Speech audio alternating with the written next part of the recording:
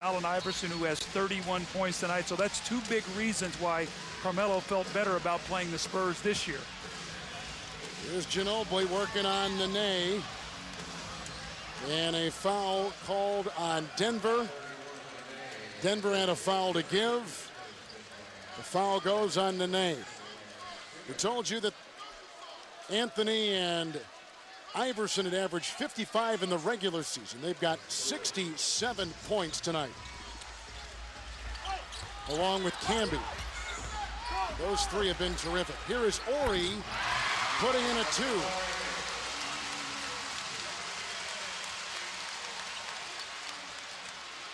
14 for Ori, 10 have come in the fourth quarter. Ooh, 8-second violation. Yep, sure is. Blake did not get by the timeline in time. You know, that 8 seconds goes quickly, Kevin. You think that if you get a trap and throw it back, if you don't get that ball ahead quickly, it is tough to advance that ball. You have to recognize you have to throw that ball ahead rather than try to dribble it across. Still plenty of time here, 48 seconds to go. It's only a 2-possession game. We were tied at 75 with 6.5 left. Denver's on a 16-10 run. Parker slashing inside. How quick was that? Now it's a 4-point game, 40-something seconds to go. Timeout, Denver. I see some panic here in Denver trying to get this ball in bounds. I don't like to have a big guy throw the ball in bounds. I like to see maybe my 3-man throw it in. If you can't get it in, take a timeout and advance it to half court. Doug, before the game, we talked about some important principles you would watch tonight. And as we revisit those, what do you see? Well, you know, San Antonio's had a poor shooting game. Normally when I say which style wins, was it going to be the fast break of the Denver Nuggets? There's not been a fast break, but they've done a nice job with their defense. Easy points, 10 points from the free throw line for Denver. We talked about the free throw line. How about the magic number being 100? Denver's 3-23. When they score under 100, looks like they're going to be under 100. But this is the big thing here. 67 points for those 3 stars. Only 40 for the 3 best players for the San Antonio Spurs. That's the big difference right now.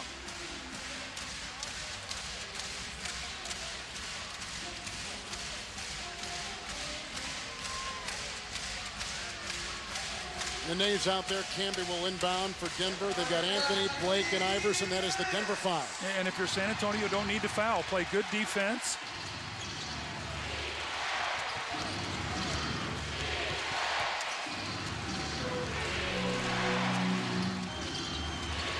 Shot clock at 14. Parker is on Iverson. Now you've got to play without fouling. You can't let Iverson dribble, penetrate, and get to the foul line. Iverson defended by Parker, out of bounds, went the shot, no foul on the play. The Spurs the other way. And a timeout taken, a 20-second timeout taken by San Antonio. Each team has a timeout remaining in a 91-87 Denver lead and 21.6 to play. Southwest Airlines game break, Ernie Johnson in Atlanta. There's Devin George, who gets a start tonight for the Dallas Mavericks. Eric Dampier will not start as the Mavs contend with Nelly's small ball. Golden State and Dallas still to come. Back to San Antonio, Kevin. EJ, thank you. 21.6 to play in regulation. Nuggets on top by 4. Spurs to inbound. You want a quick hitting play here. You don't necessarily need a 3, but if it presents itself, take it. Try to go to the rim. Maybe get a 3-point play. Stop the clock. It's Parker to Duncan. 2-point game. Full court pressure by San Antonio.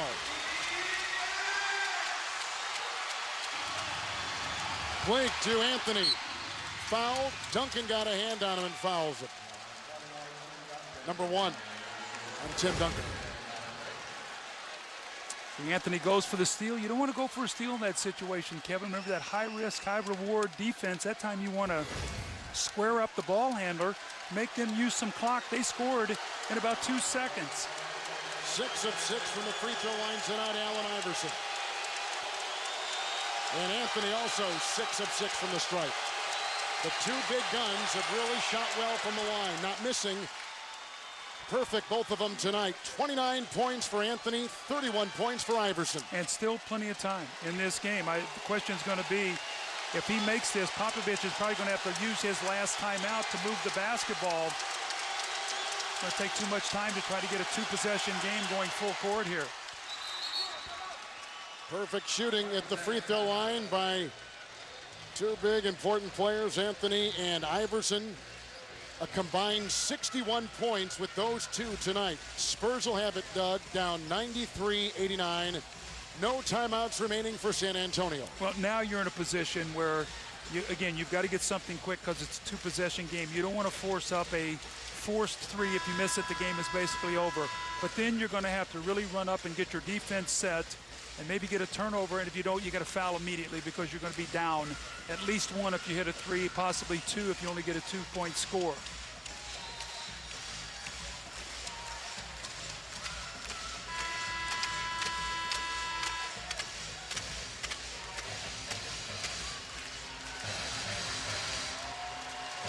Iverson's got a lot of playoff experience. This is 63rd playoff game. He's played in the NBA Finals. His addition, you can see in a game like this, playoff time, postseason means a lot. You've got to be able to fight through the adversity of a game, and star players have the capability of doing that. That's been the difference. If Denver holds on and wins this game, the beautiful play of Iverson and Anthony under pressure has been the difference. Finley to inbound. Duncan to Finley, and a three by Michael Finley, and a rebound fought for. And it's going to be a loose ball foul, I think, on Tim Duncan, I think. So it'll be, this is going to be Nene going to the line to shoot two free throws. Can't talk enough about how good Nene has been today. His defense on Duncan. Duncan got off to a horrendous start. He was 0 for 6, but a lot of that was Nene putting his body on him, banging him a little bit, getting him off the block, giving him nothing easy. Never got into sync in this ball game.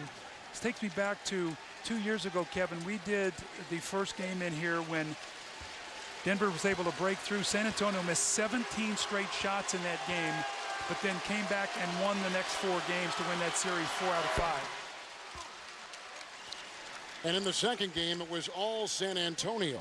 Yeah, because the Nuggets got too giddy. They didn't know how to handle success. They got beat 104-76. The game wasn't that close. So it's going to be interesting to see how they react winning this ball game when they walk off the floor. Are they going to be incredibly excited, or are they going to say, we got the job done and we're going to try to get game 2? Free throw line was big tonight for Denver. A steal right there. And Finley with the three at the buzzer will not go. George Karl says the most important game for him in a playoff series is game 1. And we're going to see the maturity of the Denver Nuggets. Can they get greedy? They're going to be here until Wednesday when the next game is played. That's a lot of time to be in this city. Can they keep their composure? Can they get greedy and try to get game 2? Because you know that San Antonio is going to go on the road and win 1 in Denver. Anthony put in 30, but Allen Iverson had a game-high 31, a terrific performance in 45 minutes. He is standing by with our D-lineup. Thanks very much, Kevin. Allen, a lot of people wanted to see what you and Carmelo would be able to do, and certainly it started out with Carmelo, and you had the finishing punch. Is that intended? No, it wasn't intended that way. I was just struggling in the beginning. I think I was a little excited. I ain't been in the playoffs in a minute. But, I mean, you know, I've been in this league 11 years, and I understand that there's going to be times where you're going to struggle, but you just got to keep fighting, keep playing basketball. You owe that to your teammates, and I just stuck with it, and things went my way. As a team, this team's defense has improved, certainly over the course of the back part of the season, but I thought Nene today against Duncan really set a defensive tone. What would you say about him defensively? I mean, he did a great job. I mean, what can you say? You know, but the whole team, for that matter, played good defense, and we understand that we're going to have to play defense to be able to beat this team. We know we can play offense, but we got to get stops. Alan, what will the game 2 be? Because, you know, this team did this 2 years ago in getting the first game against San Antonio. I mean, it's going to be harder. It's going to be harder for us to get the next win. But we got to understand, we got to come out and try to do some of the things that we did out here tonight. Alan, good to see you. Thanks for your time. All right. Uncle Stevie, happy birthday, baby. I love you. All right. Kevin, I'll send it back over to you and Doug. Denver has now won 11 of their last 12 and 7 of 8 on the road, winning for the 4th time on the road and at home, scoring less than 100 points this year. For Doug Collins and D. Lanham, Kevin Harlan saying goodnight from San Antonio. We'll take a break, then take you to Dallas, where the Golden State Warriors will take on the Mavericks next on TNT. Southwest Airlines game break coming up. The last game 1 of round 1 features friends Don Nelson and Avery Johnson. Dallas Mavericks, Golden State Warriors. Coming your way moments from now. There's the Larry O'Brien. Trying to butter him up before the game. That's what everybody pushed Avery pushed you, man. Avery pushed you, man. Gotta take that smiling and everything. The home team has won, as they should, in every series except the 6-3 in both conferences. Toronto losing at home yesterday, and tonight San Antonio falls to the Denver Nuggets as we pick it up with the Nuggets leading 78-77. And you saw the turnover. You know, Magic was saying this back in agreement when we were talking about it. The difference with the Nuggets is they have 2 guys who you don't have to run an offense for. And the San Antonio Spurs are great at taking you out of your offense. But when you take Denver out of their offense, it's actually to their advantage because then they have 2 guys who can create plays. Yeah, but I think San Antonio is not really concerned about that. You know, those guys are going to get their numbers, but they got no answers for Nene. He was huge in the game, and he's going to be a beast this entire series for them to match up with. Nene 13-12 or 15-12, as it says there. We'll check that out. 95-89 as Iverson goes for 31. Melo goes for 30. Third time this year that those guys have gone for at least 30 in the same game. San Antonio lost game 1 of this series 2 years ago playing Denver and then won the next 4. That was then. This is now. Why are things different? Not the same team. See, this team is more mature now. Carmelo understands what's at stake. He's a better player. You got Allen Iverson, who really, to me, fourth quarter-wise, played an outstanding game. You got Nene, who's now 30, 40 pounds lighter, who's also physical. What they're doing right now is they're running Nene at Tim Duncan, then you can run Camby at Tim Duncan, and then you can even bring Gerardo into playing as well. So they got enough guys in to come in and beat him up, playing physical, and then yet, like Charles just said, and can still score.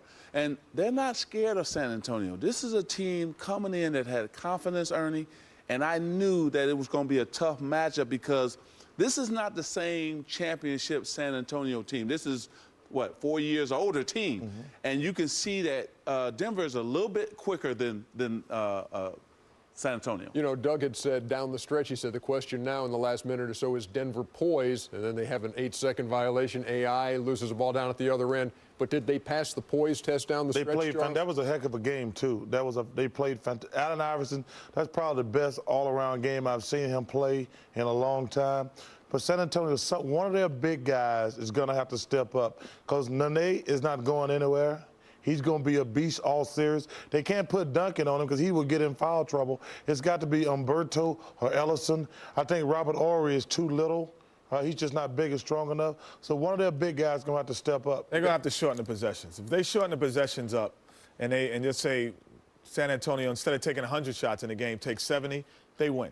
Because the volume shooters of Karl-Anthony and Allen Iverson are percentage shooters. They don't shoot high percentage in a short amount of time. But you give them a lot of shots, they're going to put the ball in the basket. But we have to remember something. You can't drive that lane on them like you can. Parker can't get to the hole like he could on other teams. You know Denver swipe. Hey, you know what? We got to go to the second. You know who's happy? You are. The Phoenix Suns. Okay. This is going to be a long beat-em-up series. We are going to Dallas even as we speak. Dick Stockton, take it away. All right, Ernie, and you're looking at the American Airlines Center here in Dallas, Texas, the scene of the final game of the opening round matchup, the NBA playoffs, the number 1 and the number 8 seed. The Golden State Warriors in the playoffs for the first time in 13 years, taking on the Dallas Mavericks, the team with the best record in the NBA, 67-15. For the Mavericks, simply a matter of unfinished business. They want a title. That's all they're looking for. Dick Stockton, along with the bizarre of the telestrator, Mike Fratello, and Tam Oliver is here as well. And what a great story. Golden State back in the playoffs. Who else? Don Nelson, who helped establish the foundation of the Dallas team, bringing his team into Dallas for game 1. He took this franchise from a perennial loser to a perennial winner. Then he had this young man, Avery Johnson, who's coaching Dallas now. Play for him, sit alongside him, and now Avery Johnson's running the show here. All right, and right now let's check out our McDonald's starting lineups first for Don Nelson's team, and he's playing small ball with Al Harrington at 6'9", playing the middle. This team went 9-1 to finish the year. And Avery Johnson is responding. Devin George is going to start, and he is going to be on defense and going against Baron Davis. And Dirk Nowitzki will be the center of this team. Of course, Nowitzki, very strong MVP candidate right now. And Avery Johnson coming off Coach of the Year honors, though he lost to the Miami Heat after having a 2-0 lead. And this series is going to be very interesting, at least to start, with the helter-skelter style of the Golden State Warriors, Mike. Many of the media people try to pass off the 3-0 season series sweep of Golden State by saying, well, first game, it was the old Warriors before the big trade took place. Second game, they snapped the 17-game winning streak of Dallas. In the third game, Dallas didn't play everyone. But I think this starting lineup tells you just how seriously Avery Johnson and his staff consider this Golden State team. And they'll see what works and what doesn't work as the first shot of the game is put up by J.Howard. And here come the Warriors. Baron Davis with a tremendous finish despite knee problems and surgery in February. Misses the layup, and now the Mavericks pushing the ball on a 3-on-2. Here's Nowitzki, open for the first shot by Dirk. And so far, 3 misses in the game. Steven Jackson, big acquisition from the Indiana Pacers, misses the reverse layup. Remember, Dick, you have two teams averaging over 100 points a game. Golden State #2 in the league at over 106 points per game. Dallas #9 just at 100 points per game. And the Warriors were last in the league in scoring defense. And that's what the Mavericks want to capitalize on. Dick Bavetta, Mike Callahan, and Bill Kennedy are official. Devin Harris. And the rebound taken down again by Baron Davis of the Warriors. Scoreless. Steven Jackson for 3. And the ball tapped out, loose ball into the hands of Harris. Jackson is back to defend, and the Mavericks score first. Quickly into the forecourt, deflection by Terry. And helter-skelter it is off the top. Here's Jason Richardson missing a 3. Al Harrington with the offensive rebound, and he misses. So right now, a big drought, 0 for 5 from the field for the Warriors to start the game. You can see, Dick, that the three-point attempts oftentimes wind up producing offensive rebounds for Golden State on the misses. Remember, they're #1 in the NBA in three-point attempts per game at 24. Yet with all of the misses by the Warriors, the Mavericks lead is only 2-0. And a timeout, 22nd version called by Dallas. Don Nelson mentioned to us, we have to score points to win this game. We've got to score at least 100 points to have a chance at beating this team. And part of that is the three-point shot in transition. The Warriors shot the most threes in the NBA this year. And as Don Nelson told us before the game, this is the only way we can win, and it's been my philosophy for many years. As you look at Phoenix #1, Golden State #2 in scoring, and he says, I didn't have a good big man. I decided that my better players were smaller players. When he was in Milwaukee, he had big men like Bob Lanier, for example, in the post-up area. Jack Sigma was a big guy that shot jump shots from the outside. But then as he moved on to other teams, his better players were the smaller guys. So as a result, he went to them, played them more minutes, and designed his offense to take advantage of them. And as he said, smaller players can post up as well, and the idea is get points in the paint. Good defensive play by Baron Davis. Mavericks back defensively. Davis takes it to the hoop, and the Warriors get their first basket.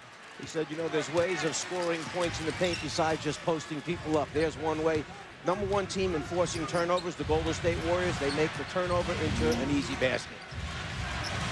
And despite the fact that there are extenuating circumstances when you look at the 3-0 edge that the Warriors had, the fact is they did win those games. Only team to sweep Dallas this year. Devin George hitting a 3 from the corner. In the game, mostly for defensive purposes, but he adds the offense, and it's 5-2 Mavericks. And the layup missed by Monte Ellis. Here's Nowitzki into J.Howard. One thing about Dallas, they're not afraid to come back at you and take shots in transition against you. Many teams try to play a slower tempo against Golden State, try to control the tempo. Dallas has the athletes, and they can come right back and score. And they're going to call Al Harrington with the offensive, or check that, Jason Richardson with the offensive foul, and Don Nelson not agreeing with that call, so the Mavericks have it. Nice to have a 6'11" or 7-foot guard bring the ball up the floor. Dirk Nowitzki finds Howard under the basket, the lob over the top. Well, he's going to have to adjust his game. He's facing more double teams. Defenses are geared toward him a lot more, so he's going to have to make it happen and set up some other people at times. Here's Nowitzki posting up, defended by Steven Jackson. Big size advantage. Monte Ellis, huge improvement from year 1 to year 2 in the league. Misses the jumper, but Harrington gets the offensive rebound, and Jackson works his way in for the basket. Steven Jackson, along with Al Harrington, coming over in that major deal with the Indiana Pacers in mid-January that helped turn around this Warrior team.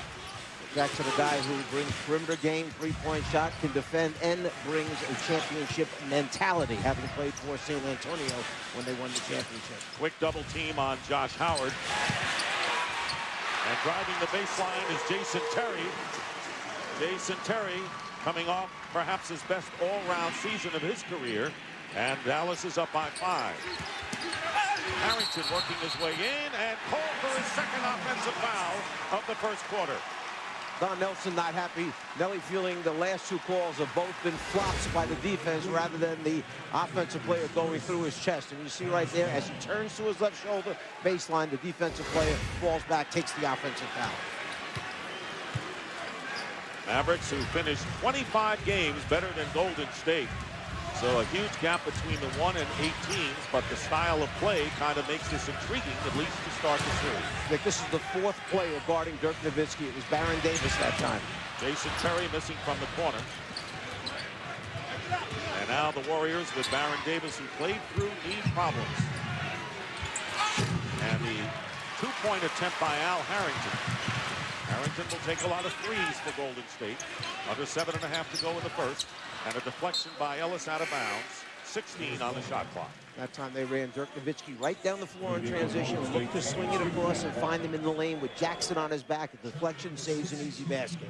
You mentioned Avery Johnson, whose playing career ended in Golden State in 2004. Don Nelson hired him as an assistant with the Mavericks and then took over when Nelson left the team. He's a Don Nelson protege, but picks up more of the style of Greg Popovich at San Antonio.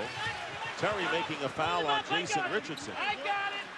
And coming over is Bill Kennedy to make sure that tempers do not flare.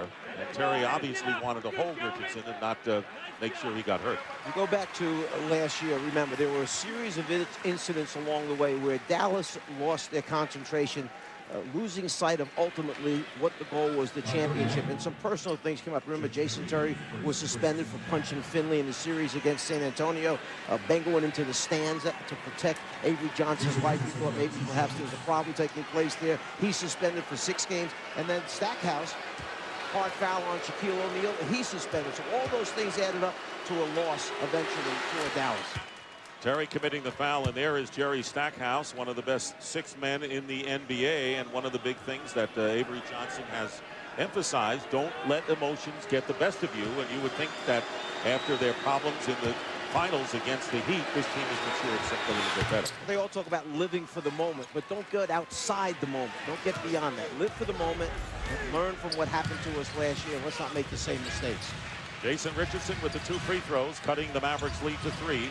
Harrington trying for the steal against the former Laker, Devin George. Spinning his way in, but missing it, Devin Harris. And here come the Warriors, 3-point game. When's the last time you saw this much dribble penetration take place from 2 teams? All these small guys putting the ball on the floor. And the steal by Josh Howard. Howard in the open floor, but a foul called, and Baron Davis reaching in, called for the personal foul. So dribble penetration over, always an exciting maneuver. We're seeing a lot of that. We see a lot of strips because of the quick hands that the defenders have. You put the ball out in front of you, somebody's going to take it away, particularly a guy like Howard. Mavericks, only team in the NBA to finish in the top 10 in offense and defensive points per game. Very well-balanced club. And here is Nowitzki. Has not scored yet. Howard, double team for the moment. Devin George travels. So Devin George looking for some dribble penetration, called for the violation. Nearly halfway through this first quarter. The Mavericks lead 9-6. Dick Stockton along with Mike Fratello and Pam Oliver here in Dallas. What we've seen Golden State do a lot of is bring the extra man across defensively, load up against Dallas on the isolation. Harrington battling for the offensive rebound. Richardson gets it. Wild offense, and this is the way the Mavericks have to play. And Steven Jackson with the tip in, and it's 9-8. And Terry Stackhouse getting set to come back in the game, come into the game for the first time. Jason Terry fouled as he drives to the hoop.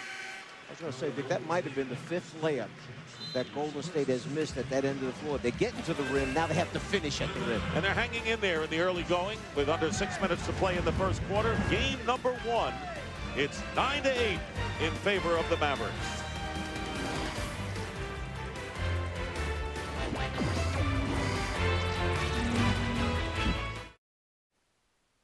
The 2007 NBA Playoffs on TNT. Brought to you by Southwest Airlines, official airline of the NBA. By SAP, software for great companies, not just great big companies. By the United States Marine Corps, the few, the proud, the Marines. And by Autotrader.com, the ultimate automotive marketplace. Back at the American Airlines Center, the Mavericks lead the Warriors 9-8. And right now it's time for the Gatorade Around the Cooler report. Let's go to Pam Oliver. Pam. Yeah, Dick. Don Nelson, of course, is the reason that Dirk Nowitzki is a Maverick. He drafted him. He groomed him the first 7 years of his career. So Dirk pretty much knows when Nelson is up to something. He told me a story this week about listening to Nelson on the radio going on and on about the Warriors' supposed disadvantage in this David versus Goliath series. So Dirk pretty much laughed about that whole thing. He said to me, you know what, that guy is just so full of it. Those in the know Nelly is prone to these mind games, doing whatever he can to motivate his players. He knows him. There's no question about it, Pam. Thanks very much. And Jason Terry on the free throw line hitting the first. And Mike Nowitzki, who has not scored in this game, is averaging under 20 points against Golden State. How do you see it? Well, during the regular season, the average is almost 27 points per game. He's had a difficult time, 10 turnovers against the Golden State defense. We asked Don Nelson earlier, do you have a special set of rules for Dirk Nowitzki, kind of like Michael Jordan rules or Kobe Bryant rules? He said, yes, we do, but I just can't tell you what they are. Maybe we can decipher them, you being a longtime coach in the league. I'm taking my notes on it. Good. Matt Barnes into the game for Golden State. Here is Harrington inside, and he gets through for the basket. Al Harrington, only 27 years old, but his 9th year in the NBA and 3-time playoff experience with the Pacers. What great interior passing that time. Matt Barnes finding his open teammate, drive it into the heart of the defense, get into the blue paint, and then find an open teammate. And Nowitzki has his shot blocked by Steven Jackson inside, last touched by the Warriors. Pam was talking about, we see right here, Nowitzki with the size advantage, but the quick jump, length of the Golden State Warriors blocks the shot. Going back to Pam telling us about playing mind games. How about Avery Johnson talking all week about how his centers are going to have to play 48 minutes. And he's even start the here as Dirk Nowitzki takes it to the basket and finishes strong. First field goal for Dirk Nowitzki. And it is a 13-10 lead for Dallas. Here's Baron Davis and Howard coming over to double team, leaving Matt Barnes open. He can hit the three and does. Matt Barnes, second most assists, but a three-point shooter off the bench. And the score is tied at 13-13. Barnes into the game, of course, for the Warriors, and Jerry Stackhouse making his first appearance, setting a screen at the top for Dallas. With the ball now, guarded by Baron Davis. 4 on the shot clock, and Stackhouse has to put it up off the front rim. And a chance for the Golden State Warriors to take the lead. And a foul called against the Mavericks. And it will be called against Jason Terry. It'll be his second person. At the other end of the floor for Dallas, they went to a high middle pick and roll using Stackhouse and Terry in the pick and roll. You saw Golden State switch it, and the switching defense during the regular season bothered Dallas. They lost their spacing. They turned it over frequently. They did not execute offensively the way Avery Johnson would like them to. Something they really worked on in the couple days they had off. Baron Davis putting the Golden State Warriors in front for the first time in the game. They started the game ice cold, 2 for 14 from the field, but have connected on their last 4 shots and are up 15-13, nearly 4 minutes remaining in the first quarter. A slimmer, trimmer version of Baron Davis we're seeing out here. Really, Don Nelson has pressed the right buttons with that guy, no question about it. Deflection out of bounds, last touch by Jackson with 4 on the shot clock. Perhaps we saw one of the rules right there. Dirk Nowitzki turned his back. Matt Barnes came from behind to try and steal the ball. So it's in his head now. When I put it down, the guy from behind me is going to be coming. Nowitzki starts to turn into him. There's the next defender. Perhaps one of the rules. I knew you would figure that out. I'm putting it down for the book. Early on. And there's near a steal. Harris missing the 3 as time ran out, but apparently he got off the shot in time to avoid the 24-second violation. So the Warriors with a 2-point lead and the ball with under 4 minutes to go in the first quarter, and certainly playing a confounding style of play against Dallas. Baron Davis misses a 3, and the Mavericks can come back to at least time. There's Barnes coming over to double against Nowitzki. Howard open for the 3. He hits it.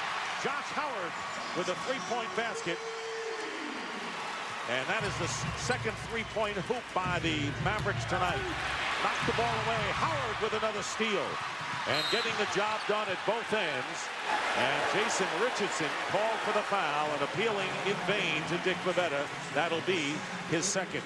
One of the things that caused you a problem with Dallas is the fact that they're so unselfish. If you go to double team people, they wind up burning you by passing the ball. We see Harris trying to push it up the floor. Richardson feels that he was just running alongside it. He didn't initiate the contact, in his opinion. Unfortunately, his opinion was second that time to the official. Jason Richardson with 2 fouls, and Warriors counting on him for points. Howard with the turnaround, and Al Harrington getting the rebound. 5 rebounds already for Harrington. And there's Richardson with a 3 from the corner. Jason Richardson, who's a big game performer. And Richardson, who scored 40 against the Mavericks a couple of years ago and hit the 3-pointer to win the game, and up to this point, the most memorable game he's played. That's what Golden State would like to do. Push the ball, get to the deep corners to spot up, and then wind up taking advantage of the 3-point line. 2-point lead for Golden State. Here's Harris trying to penetrate. Nowitzki crashing the board, and now numbers for the Warriors. Jackson behind, and there's Jason Richardson missing a 3 that time. But Baron Davis tripped up, gets the rebound, and Harrington lays it in. I don't think that is a textbook play. No, but what's that, the 4th offensive rebound off a 3-point attempt, and Golden State has come up with its own rebound after missing a 3. Stackhouse from outside, and Nowitzki saving it. Here is Stackhouse with the drive, misses the layup, and here are the Warriors. Again, Golden State. Here is Jackson inside, getting the basket on the fast break, and a 6-point lead for the Warriors with under 2 minutes to play here in the first quarter. And you talk about the offensive rebound. Golden State has out-rebounded Dallas 7-0 off the offensive glass. Were they flying down the court in that fast break that time? Davis in the middle, Barnes and Jackson filling the lane. This is almost a picture-perfect fast break run by Golden State. 12-3 run for the Warriors.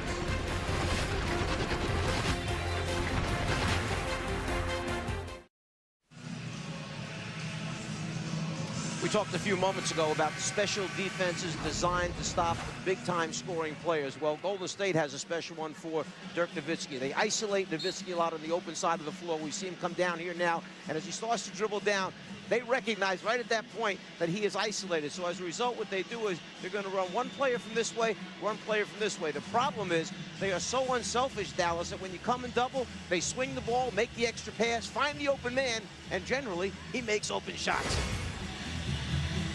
That's why they call you the czar, or you said at the outset, bazaar of the telestrator. But we know that you are the master. That's supposed the guys in the truck get it right.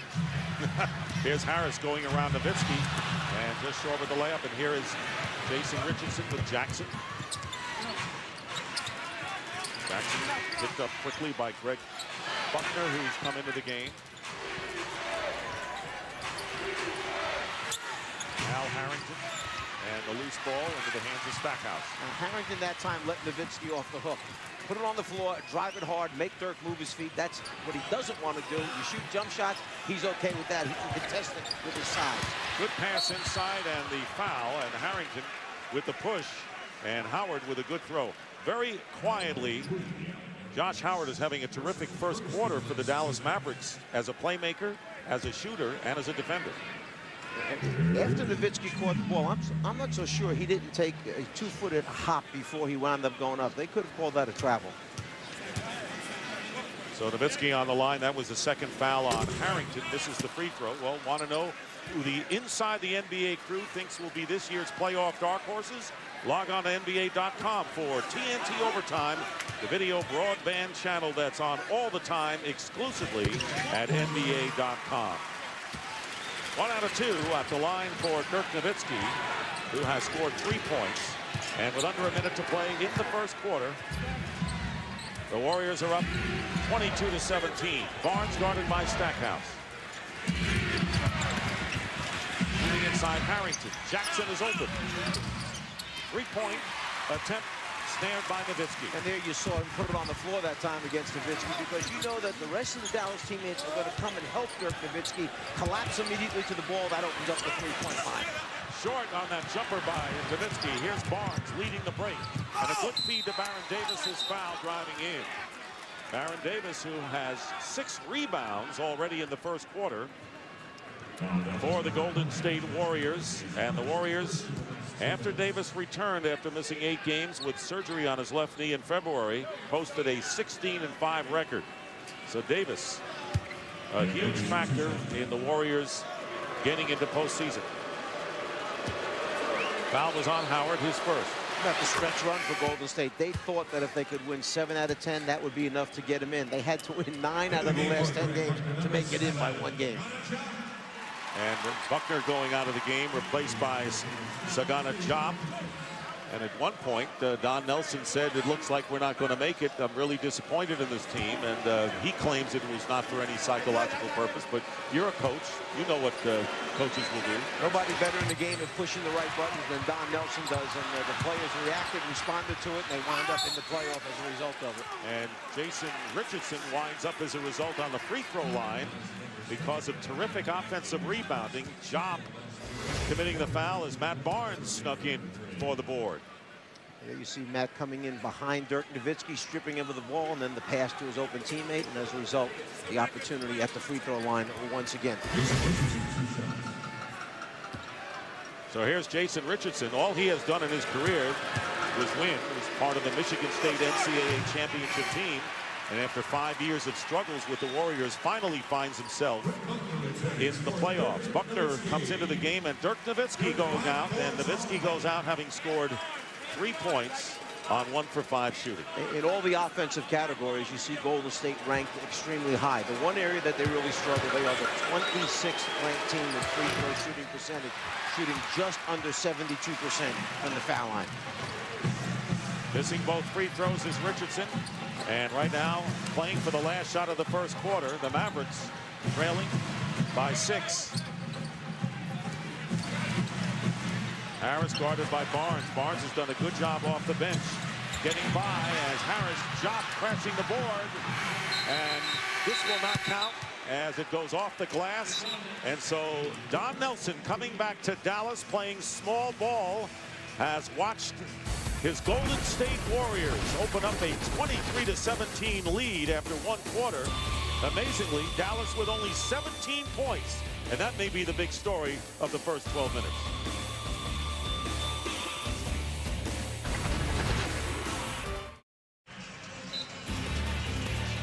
And welcome back to Dallas, Texas, American Airlines Center for Game 1 of the Western Conference first-round matchup between the top seed, the Dallas Mavericks, with the best record in the league, against Golden State, seeded 8th. It's 23-17. Don Nelson has his team in front after 1 quarter, and this was a team that finished hot 9-1 to make the playoff. You go back to January when the big trade took place, 8 players involved in the trade. Nelson really didn't have the full group together because Jason Richardson, we see the missed 3 by Barnes, wound up breaking his hand. He was out. Then the knee problems for Baron Davis. He was out. So it really wasn't until the last 22 games of the season that the group was together that we see playing out here tonight. Warriors went 23-19 after the trade. And Josh Howard with his 7th point of the game. We start the second quarter. Dick Stockton, Mike Fratello, and Pam Oliver. And the ball knocked out of bounds. by Devin Harris.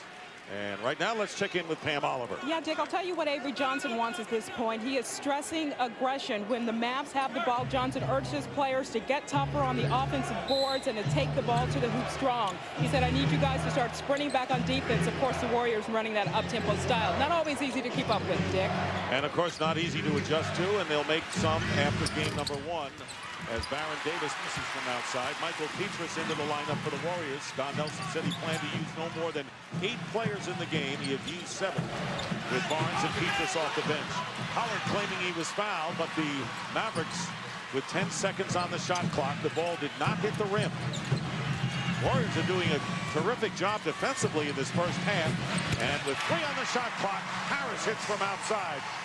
Devin Harris, the pure point guard on the Dallas lineup, cuts the Golden State lead to 2. We should mention that was Baron Davis that blocked that shot that time on the attempted drive to the basket. And the three-point attempt by Petras doesn't go, and now the Mavericks coming back looking to tie the game. And the drive in, and the basket counts. So 2 lay-ins by Devin Harris, and with Dirk Nowitzki leading the cheers, the Mavericks have tied the game at 23 early in this second quarter. And a timeout called by Don Nelson. A 6-0 run to start the second quarter, tying the game. Such great speed and quickness in the backcourt when they have Devin Harris with the basketball coming at you full speed. How are you going to defend them?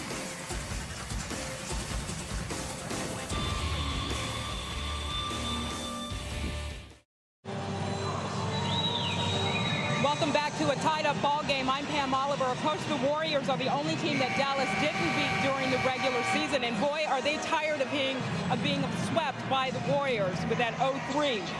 But 0-3 is where Dallas is concerned. Doesn't mean that the Mavs believe that they have been figured out by Golden State. When they play us, they have that kind of confidence about themselves that we have to take away, and that's going to be hard.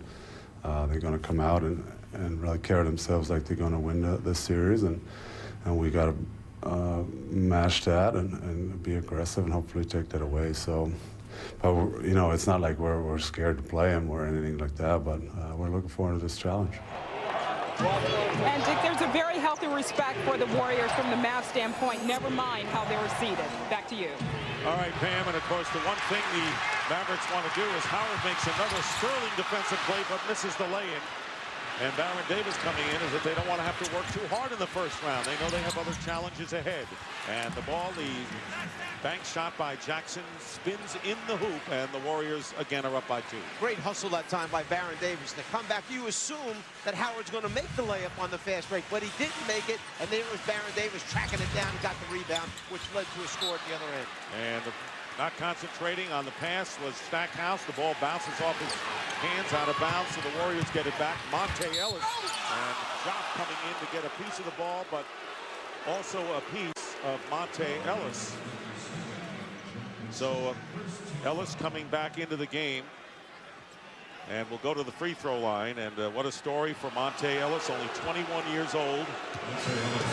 Increased his scoring by 10 points. In fact, averaging nearly 17 a game, the highest scoring average of any second-year player in the league this season. Well, great scorer coming out of high school. This young man was considered a point guard, but really this is a guy with a scorer's mentality. He could put points on the board and do it quickly. 1 out of 2, and the Warriors have missed 4 free throws in 8 attempts. It has cut them down. 2.5 minutes gone by here in the second quarter.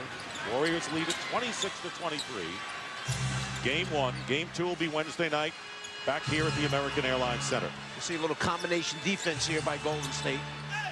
Howard against the double team with the air ball. Good pickup by the Warriors. They close down in a hurry. Davis stepping behind the 3. Here's Ellis inside, and it's swatted out of bounds by Sagana Diop. So the Warriors, with plenty of time, will inbound. Aggressive, attacking the basket. Diop, remember, down the stretch, he averaged almost 29 minutes a game when Avery Johnson was giving him a chance to work his way back into the rotation. And in averaging those 29 minutes, he had 2.5 block shots per game. Howard and Harris go out of the game, and another block by Diop. And we will have Before the basket, goaltending will be called. No block on Jop, which puzzles Avery Johnson. And the Warriors now again lead by 5. Well, as the shot goes up, we'll see if Jop got it before it hits the glass. Once it touches the glass, you may not block it. You can take it to the glass, but when it's on the glass, you then cannot block it. Warriors playing a zone defense right now.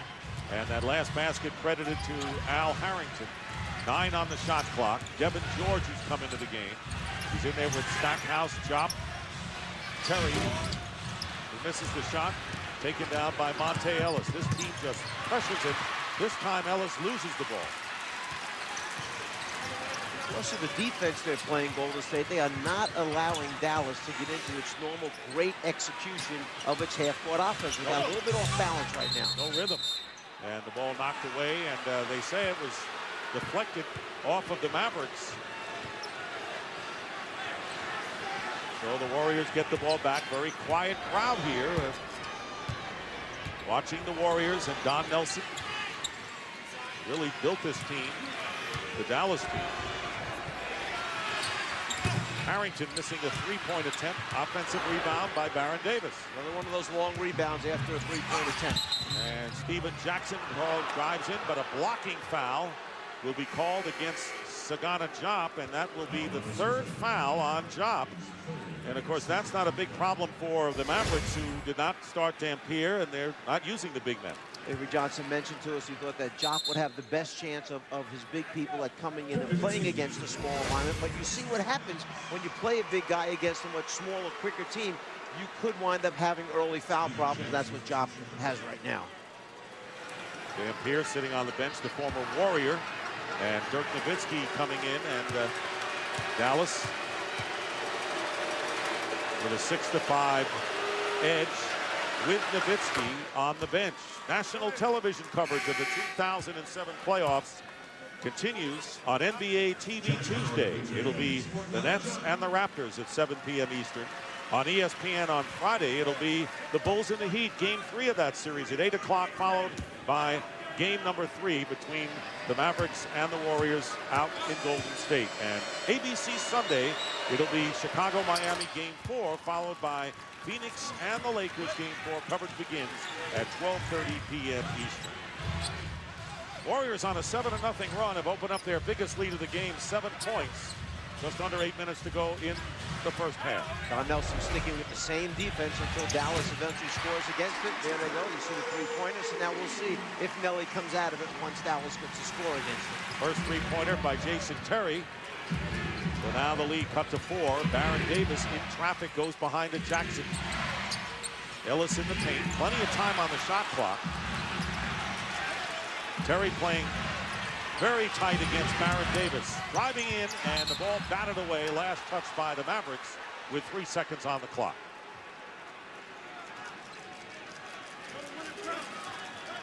This is a Warrior team that is really just putting pressure on, offensively and defensively. And as you mentioned, getting the Mavericks, who can play any kind of style, out of their game. Forced shot by Harrington from deep in three-point range. Again, that was Howard who got a hand in there. We saw it earlier in the game.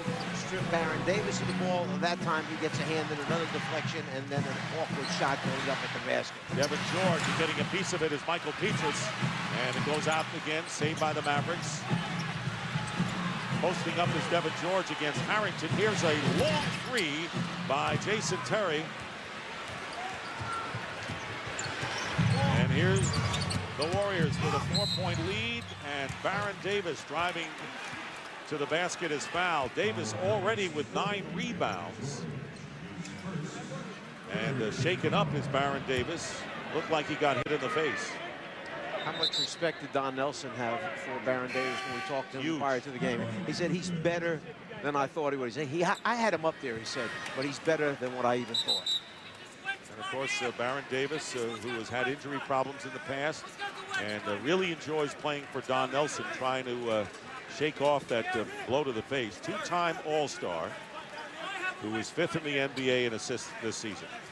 He has such great strength. The quickness and ball handling ability to give you the tricky dribble, a little dip to the left shoulder, then back to the middle. And now as he splits the 2 defenders, there you see the arm in, the foul take place, and there's the slap in the eye. Warriors are 6 of 10 from the free throw line.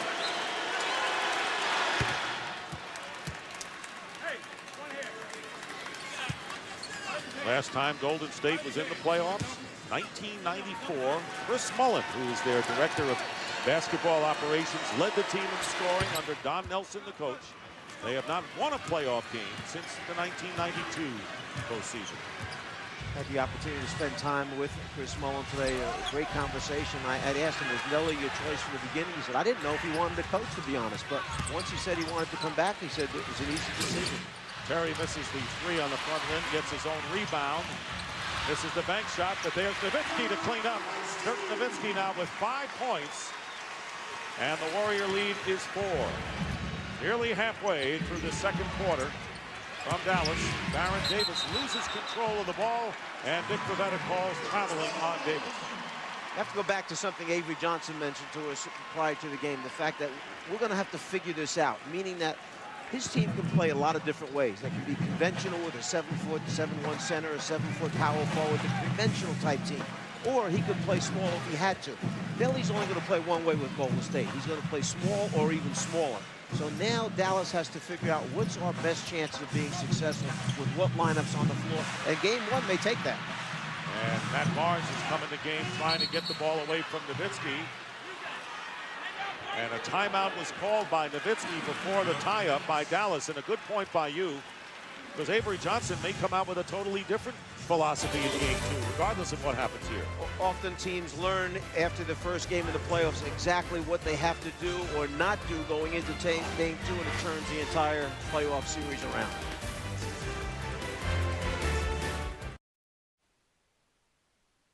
The 2007 NBA Playoffs on TNT. Brought to you by Lincoln, Reach Higher, and by T-Mobile, official sponsor of the NBA.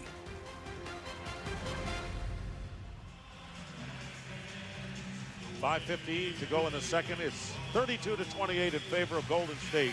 We've been talking about Chris Mullin, who is the executive vice president of basketball operations, who played for Don Nelson, then hired Don Nelson.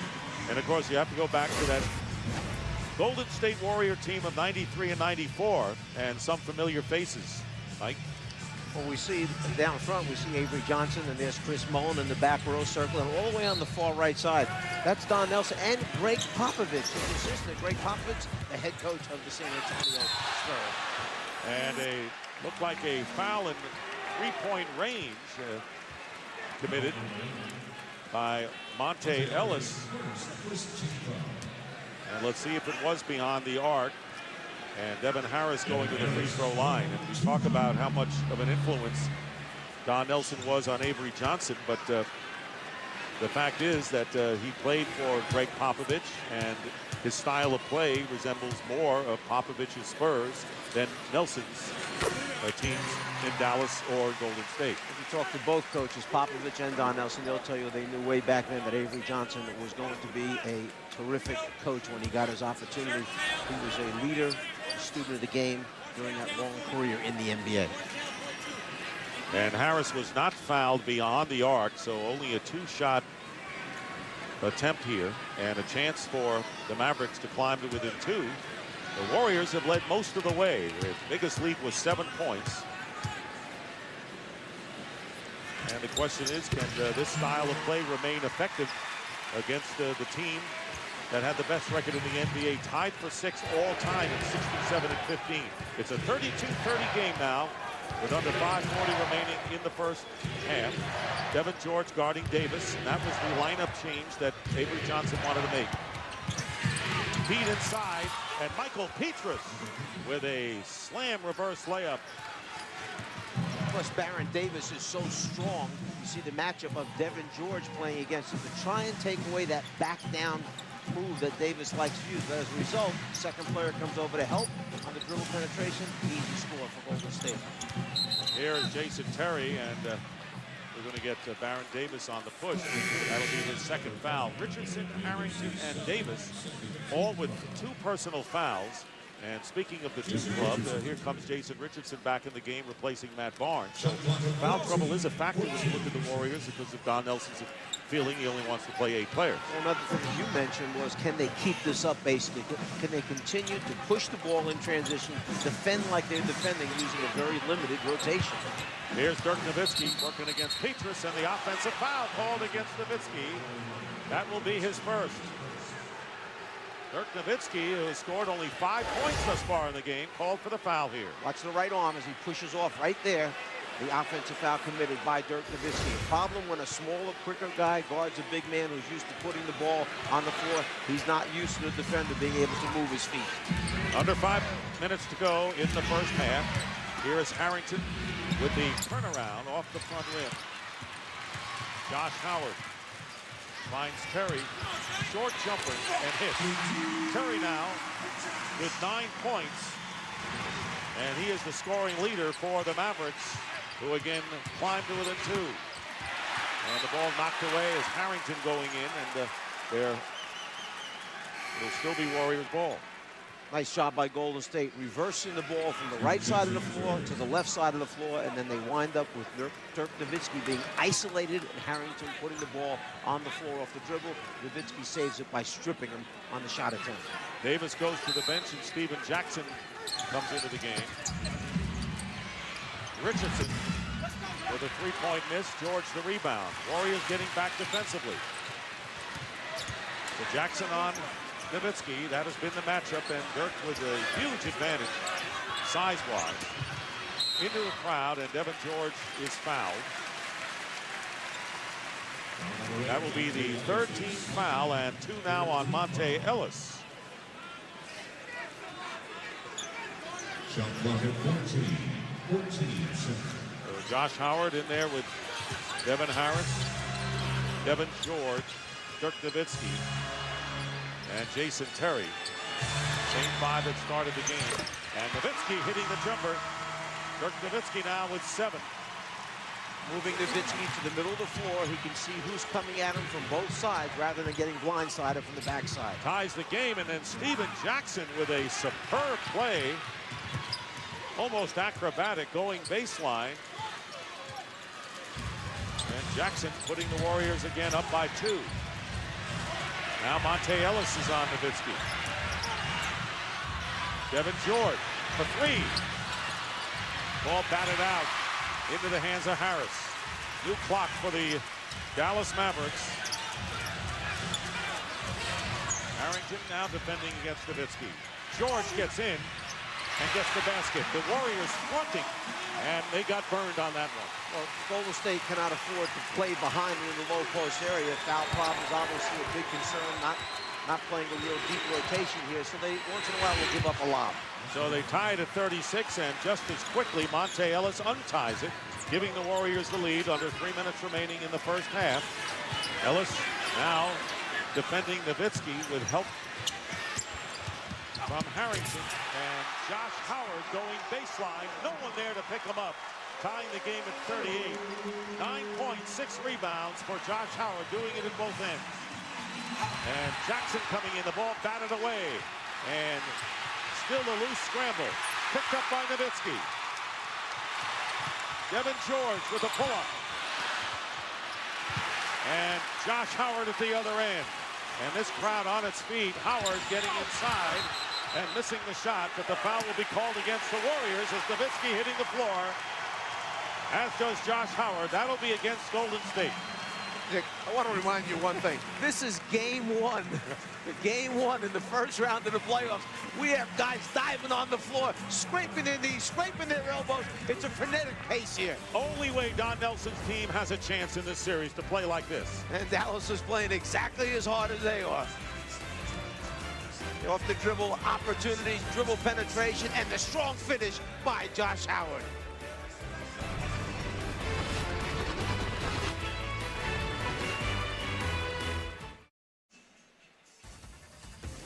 Now it's time for tonight's Hurts Around the League. And home teams hold serve. 5 of 7 home teams won game 1. Only the Nets and the Nuggets with a big shocker over the Spurs. Lou Aldeng and Leandro Barbosa with career playoff high. Kobe, 1 of 10 in the fourth quarter against the Suns. There you see the duo of Iverson and Anthony. And, of course, Allen Iverson only 2 points in the first quarter, 29 the last 3. And that's the story. But your reaction to Denver, I know Magic Johnson picked Denver to win the series. We got a couple of our studio people pick Denver to win it. When you can get 61 points between your two main go-to guys, then obviously they give you a chance to win. And I think that was the dream that George Karl had when they did the deal, put Iverson together with Anthony. It took them a while to gel, but down the stretch of the season, they were playing as well as Golden State, the two hottest teams down the stretch. And making his first appearance, Eric Dampier, who spent 7 years with the Golden State Warriors. He's been bothered by sore knee and, more important, soreness in his shoulder. So the first time we've seen Dampier in this game. Winding down to 2 minutes remaining in this first half. And a game that's tied at 38. Here's Nowitzki, off balance, tapped out, and a new clock for Dallas. Talk about rebounding. Golden State had a rebounding of +7 in the first quarter. Now a +11 for Dallas here in the second quarter. So they've turned around the story of the boards. Here's Terry, short with a jumper, and Baron Davis, who's back in the game. Davis has 10 rebounds, and we're still in the first half. Trying to break the tie. Golden State is led by as many as 7. Remember, they're the number 8 seed. No team has won a best of 7. 8-over-1 ever in the playoffs. Jackson with a bad pass down low. Josh Howard picking it up. And there is Stackhouse missing a 3. Nowitzki fighting his way in, tries to tip it in. And another rebound for Baron Davis. And that's just the effort of Golden State that stopped Dirk Nowitzki from getting a layup. And Jason Richardson losing the ball. Another turnover. But the Mavericks have not capitalized on turnovers by the Warriors in this game. Woefully little production. Only 2 points in 9 turnovers. So the Mavericks not converting. Here is Josh Howard with a 3-point miss. And the tap out against the smaller team working for Dallas. Gets another clock. Nearly a half a minute to go.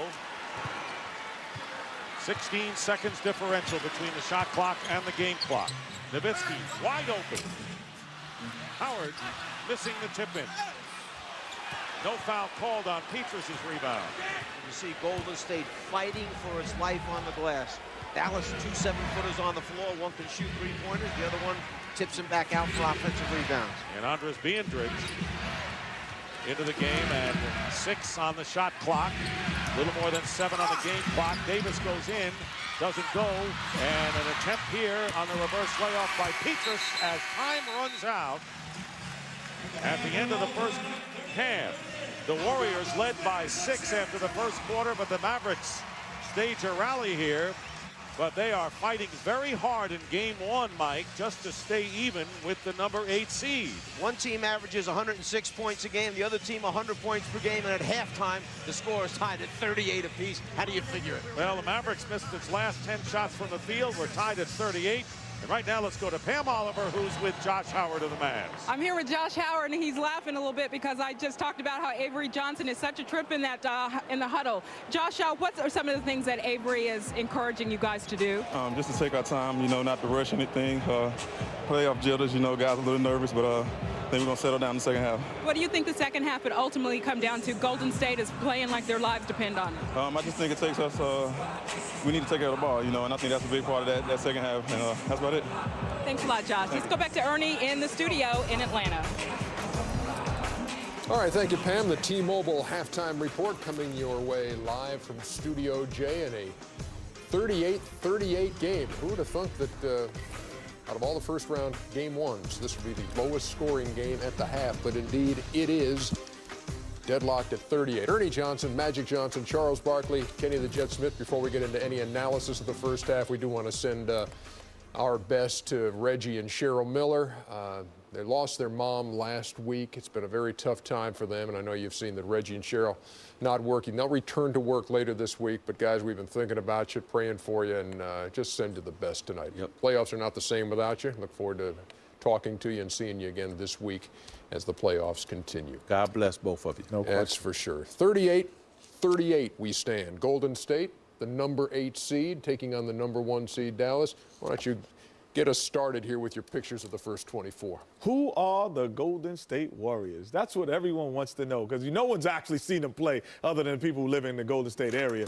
And this is who they are. And this is why Dallas is having a lot of trouble with them, because they are a team that can slash to the basket, and they have little guys who play big.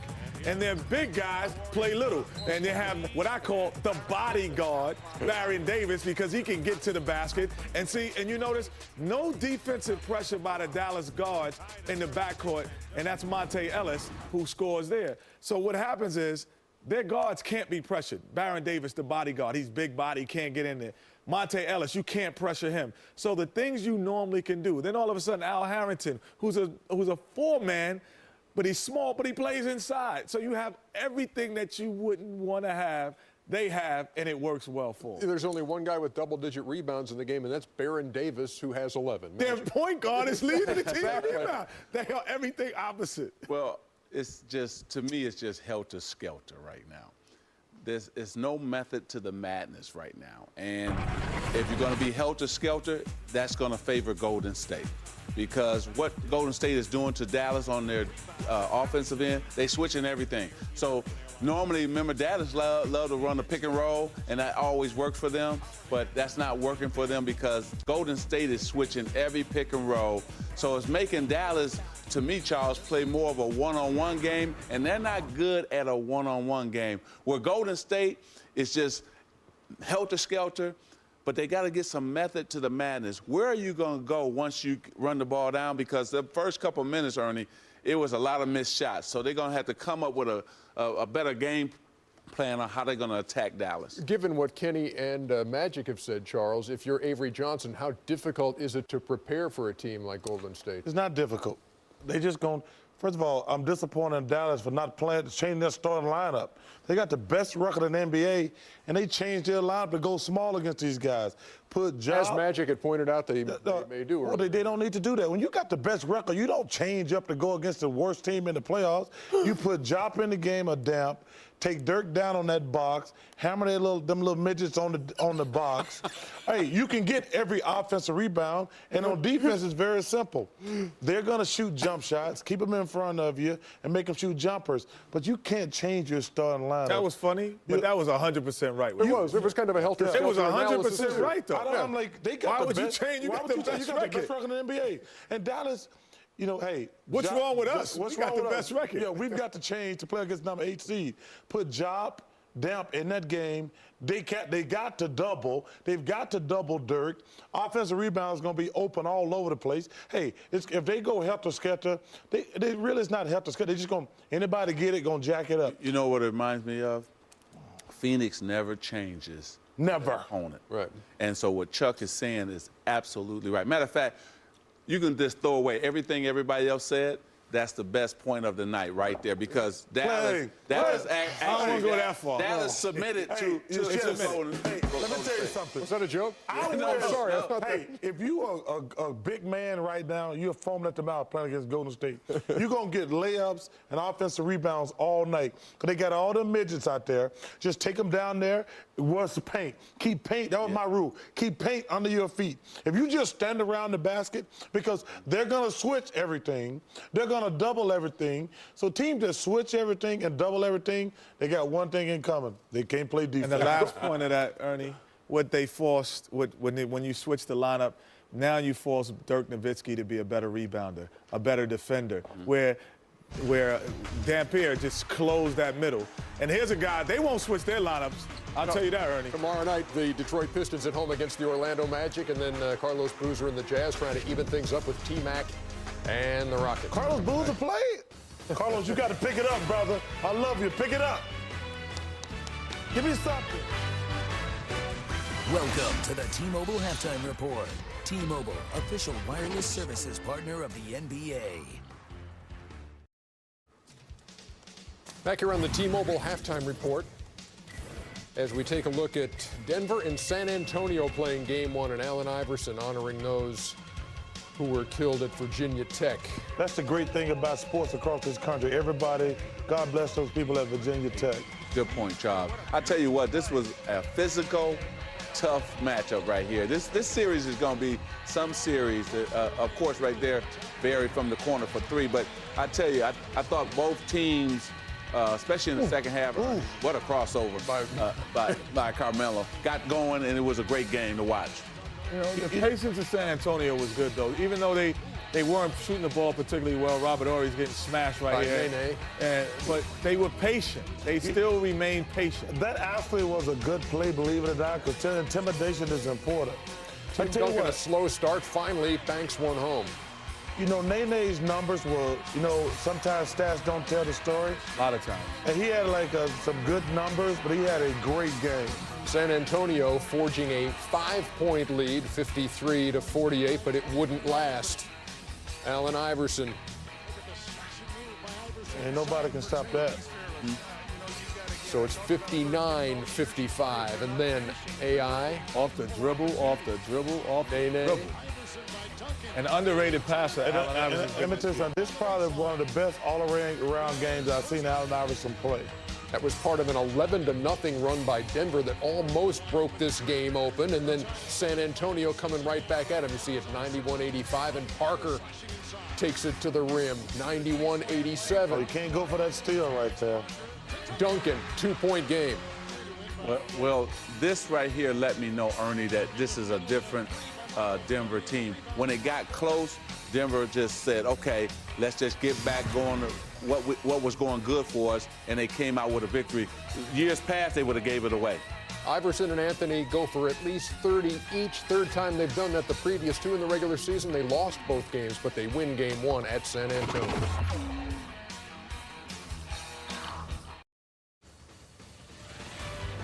Dirk Nowitzki just 3 of 11 from the floor. The Mavs just 29%. Golden State just 33%. They're tied at 38.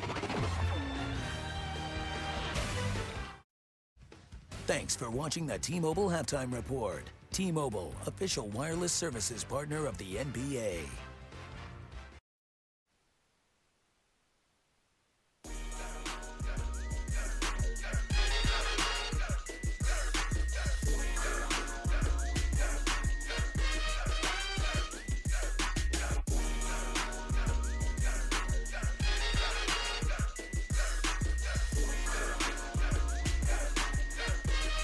And back here at the American Airlines Center, the Warriors and the Mavericks are tied 38 apiece as we get set for the start of the third quarter. And NBA Cares, Jason Terry and Jerry Stackhouse joined Mavericks owner Mark Cuban at the Dallas All-Star Celebrity Slam Jam. Now, you looked at Dirk Nowitzki, who is known to slam in a few, and the crowd getting ready for the third quarter. And NBA Cares. The event benefited the Mavericks Foundation and the Heroes Program, which reaches at-risk inner-city kids with opportunities to participate in and benefit from team sports. So let's talk about, Mike, shall we, the first half of this game, which everyone talked 38 all. No one expected the score to be low, but there are some other factors in the game which are really strange as well, aren't they? The first thing that jumps out at you is the shooting woes from both teams. You have Golden State shooting 33%, Dallas shooting just 29%. Normally the three-point line is huge for Golden State. They're just 2 for 13, 15%. For Dallas, they've gotten on the offensive boards. They have 14 offensive rebounds. 51 field goal attempts at halftime. For Dallas, hit only 38 points. Yeah, some strange things are going on, and right now let's take a look at tonight's Dodge game summary, and we'll take a look at some of the numbers. So there's Dallas, 5th in the league in field goal percentage, 29%. You mentioned the 2 for 13. The free throws, Dallas only going to the line 6 times against the smaller team. The rebounding is huge, and they're the fast break points. Leading scorer, Steven Jackson with 12 leads for the Warriors, and J.Howard and Jason Terry each with 9 for Golden State. Baron Davis also has 11 rebounds, and that is a season's high for him. J.Howard has 9 boards. But it's kind of a crazy quilt game, Mike. One other number that jumps out at you, Golden State has 9 turnovers, but Dallas has only converted 2 points off of that. So that means that Golden State is getting back and stopping the easy, quick scores by Dallas after they turn it over. Here is Beatrice with the basket. 5th best shooting percentage among NBA starters this year, Andres Beatrice. And he gives the Warriors a 40-38 game. But yes, you're right. The Mavericks' inability to convert on second chances off the boards and turnovers has affected them greatly. And maybe the 14 offensive rebounds is the reason why Don Nelson's gone a little bit bigger here to start the second half. Josh Howard hitting a 3 and giving the Mavericks a 41-40 lead. So you're right, Beatrice is in there with Steven Jackson, Jason Richardson, Baron Davis, and Monte Ellis. And Josh Howard called for his second personal foul for the Mavericks. It is the same 5 that started the game. Terry, Harris, Howard, Nowitzki, and Devin George. Jason Richardson, who has 2 personal fouls, struggling from the field now, 1 for 5.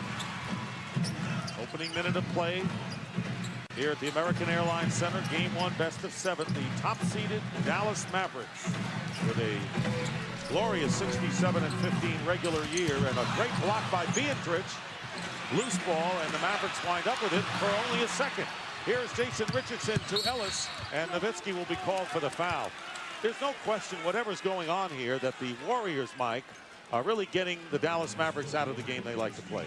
They're getting the tempo where they want it to be. The style of play is exactly what Don Nelson knows has to happen for them to have a chance to win a game and perhaps go on and try to win a series against the team that has the best record in the NBA. You know, I said a moment ago, maybe the 14 offensive rebounds is what led Nelly to change his lineup and start Beatrice. But the other thing is Harrington had 3 personal fouls at halftime.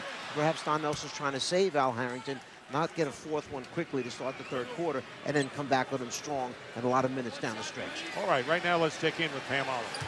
Dick, I talked with Warriors assistant coach Keith Smart at the half. He said Don Nelson and the Warriors have a couple of points of emphasis. Second chance points is one. The Warriors missed 9 layups in the first half, and they got to do better in that department, he said. Rebounding is another issue. Baron Davis, as the point guard, is not the guy you want leading the team in rebounds. I asked in response to something the guys were talking about in the studio, and that's about Avery Johnson's lineup changes.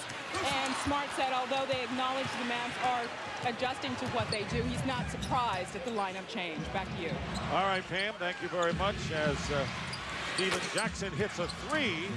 So Jackson with his first 3-point field goal of the game, and the Warriors start out smartly here early in the 3rd quarter, when you would think maybe the Mavericks are going to settle things and start to pull away. No, it's the Warriors with a 4-point lead, and as a result, Avery Johnson wants a full timeout. Golden State has no fear playing against the Dallas Mavericks. I mean, they come in this thing understanding, hey, we just barely got into the playoffs. Nobody expects us to win this series. Why not play loose? This is exactly what Don Nelson wants. The 2007 NBA Playoffs on TNT. Brought to you by Dodge. You can take life as it comes, or you can grab life by the horns. Dodge. And by McDonald's. I'm loving it.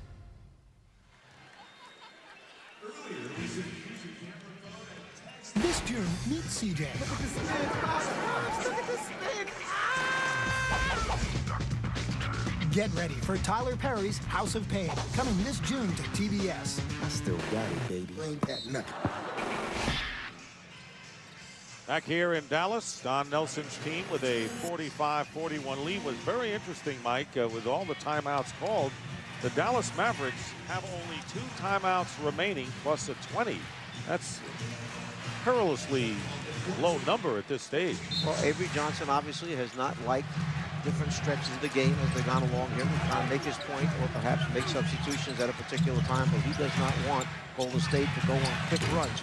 Remember, he told us earlier today the 14-2, 8-0 runs have really hurt them in the 3 games this season. This is the kind of game, though, that you may need some timeouts toward the end with the way the Warriors play. Monte Ellis with a fall-away hit, and Ellis now with only his 2nd field goal of the game and a 6-point lead. A 7-0 run by the Warriors. Dirk Nowitzki going to the bench right now. Nowitzki has scored 7 points, has 9 rebounds. And a 3-pointer by Devin George, his 2nd of the game. So Devin George has come in. Of course, he has a lot of playoff experience. and some rings to show for it with the Lakers. Rick, when coaches go to zones, as Baron Davis misses a long three-pointer, when coaches go to zones, they will stay with the zone as long as a team doesn't score against them. Each time Don Nelson has gone to his 2-3 zone, Dallas has hit a three-pointer against it immediately. And he still is in that zone right now, and there is Devin George. He hit it 3 moments ago. The Sagana drop into the game who replaced Nowitzki gets the offensive rebound. And another possession. So Harris with Terry, Howard, Jop, and Devin George for the Mavericks. Jason Richardson getting the rebound, and here come the Warriors again. George picking up Richardson to prevent any kind of penetration out there. Howard is overplaying against Jackson and a turnover. Devin George on a 3-on-1 fast break, and Terry lays it in. Jason Terry now with 11 points. And it's a 1-point Golden State lead. Both teams with multiple players that can lead a fast break, whether it's a point guard, a two-guard, a small forward, and even the power forwards can lead the fast break. Monte Ellis, this time his fall away doesn't go. Josh Howard in the paint over Beatrice. Josh Howard now with 14 points, leading scorer for the Mavericks, and they regain the lead and force Don Nelson to talk things over with little less than 8 minutes to go here in the third. And that's exactly why Avery Johnson has used up the timeouts. He's trying to get it right, trying to get it straightened out, give his team a chance rather to get themselves on a run and get the crowd back into the game. And they are.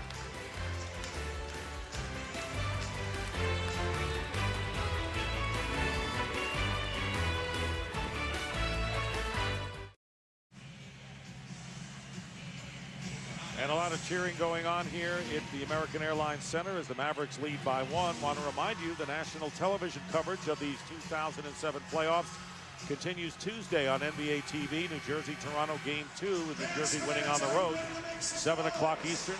ESPN Friday, it'll be the Bulls against the Heat, Game 3 at 8 o'clock, followed by the Mavericks and the Warriors when they go out to Oakland in the Golden State first home playoff game in 13 years. That'll be a 10:30 start. And ABC Sunday, Chicago-Miami, Game 4, followed by Phoenix and the Lakers.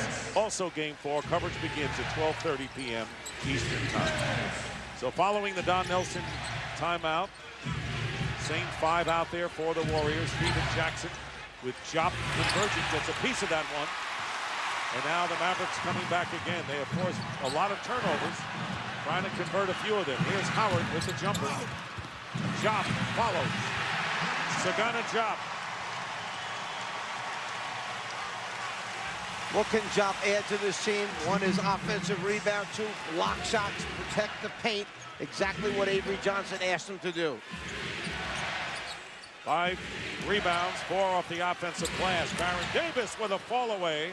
Hey, that fall away shot is effective for these smaller Golden State Warriors who moved to within 1. Well, Manu Ellis hit that same shot from the same spot almost, and Baron Davis comes back and matches it. Baron Davis with 11 first-half rebounds. Devin George runs into Monte Ellis, and a foul is called, and let's see who gets called for it. And it will be against Ellis at his 3rd. I had mentioned earlier that when the minutes went up for Jop down the stretch of the season, he averaged 2.5 block shots a game. There he is against a much smaller, quicker player. Gives him enough space and distance, yet challenges. Then after the missed shot, his job, go get the ball, get a second shot opportunities, the offensive rebound, and score for Sagana Jop. So here's Devin George at the line. 7 years with the Lakers and possessor of 3 championship rings. And they know that with his defense, and he can really defend the point guard through the power forward. He has that kind of ability. Thought he might be defending Jason Richardson, but it was Baron Davis who Avery Johnson wanted to have him on. And it's one of the things that Avery Johnson told us. That's why he went out and got Devin George, because he can defend the bigger, stronger guards. Mavericks are up by 3. About 6.5 minutes remaining in the third quarter. Devin George now guarding Baron Davis, isolating Davis, and the pushing foul against George. That'll be the 3rd team foul of this third quarter against the Mavericks, and George's 2nd.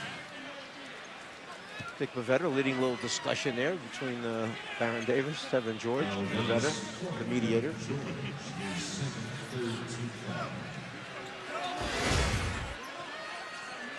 Remember, in the back down position, if the offensive player's back is to the basket and he's trying to back a player down, the defender may put a hand and a forearm on him, but not two hands or two forearms. Good move by Davis as Davis beating Sagana Diop to the hoop.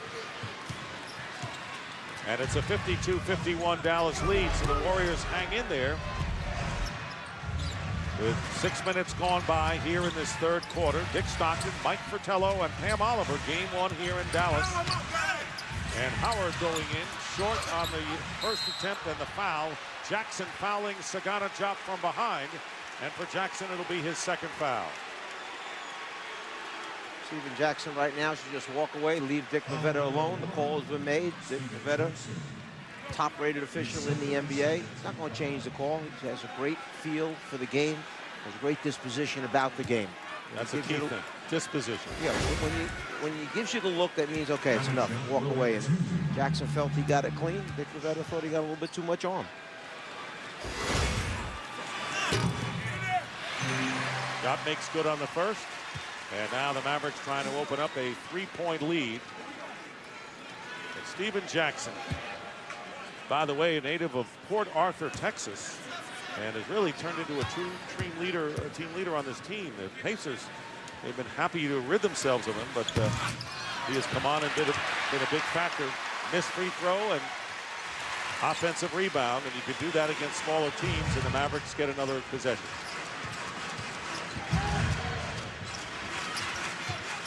Kevin George right now is down low, and now Diop moves to that position. Terry with a jumper, smooth field goal by Terry, has 13 points and a 4-point Dallas lead. The one thing about switching with Golden State, they're not going to throw the ball to Diop in the low post area, so they're not that concerned about him rolling to the basket as Baron Davis goes down the lane, draws the contact, and goes to the line for two. And so Baron Davis will shoot, and Diop picking up his fourth personal foul. So Baron Davis, who is no stranger to playoffs, the Warriors way shy, of course, of the Mavericks in playoff experience. This is the sixth season that Baron Davis has been in the postseason. Hits the first free throw. Looking for his 13th point, already has a double-double, and there's Dirk Nowitzki, who has been on the bench.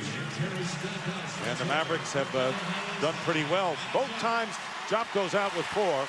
Both times that Nowitzki has been out of there, the Mavericks, oddly enough, have flourished.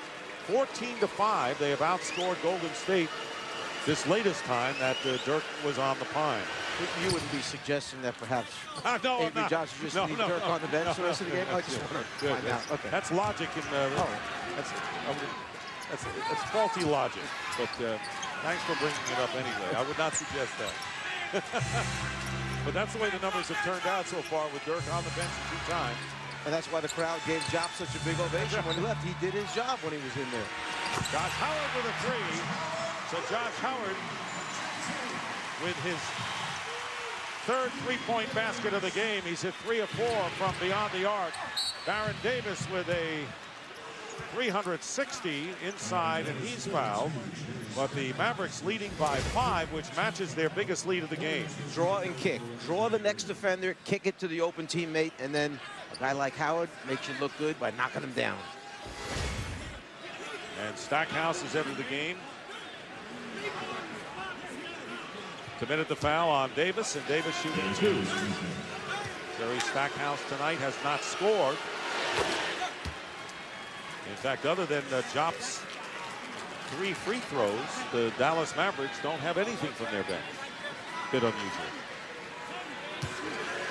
Dallas perhaps one of the deepest and most well-built teams. And I mean by that they can play against a variety of different lineups and still have a lot of success with that. So yes, it is very surprising.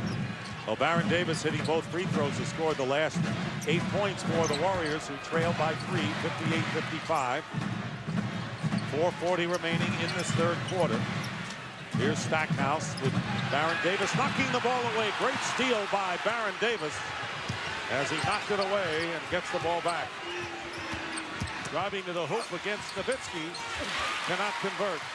But what a great first step to the basket. What's that, maybe the 6th or 7th time that we've seen Golden State get to the rim and not convert once they get there. That was Ham's last report on the missed layup. Meanwhile, Dirk Nowitzki hitting from outside. He has 9. And the Mavericks, again, with a 5-point lead, 60-55. Here's Matt Barnes feeding Jackson with the layup. Matt Barnes, the 3-point shooter and the first man off the bench for Golden State tonight, with a good assist there. Another great interior pass that Matt Barnes made. We talked about the one in the first half. He comes right back with another one here. Barnes playing tough defense on J.Howard. Goes to the hoop, lost the ball out of bounds. Last touch by the Warriors with 5 on the shot clock. I'll tell you one thing, the Warriors may be a frenetic type of team, but they are not playing a bad defensive game tonight. No, and I think, I read a number of articles talking about that the Warriors just play offense and they don't play at the defensive end. That's not true at all. I mean, this team is #1 in the league in forcing turnovers. There are a lot of different kinds of defenses. Some defenses are very aggressive, overplay, take chances. Others play more compact. They don't want to get beat off the dribble. They're willing to give up perimeter shots. So it depends what you have and how you use it. J.Howard goes out with 17, replaced by Devin Harris.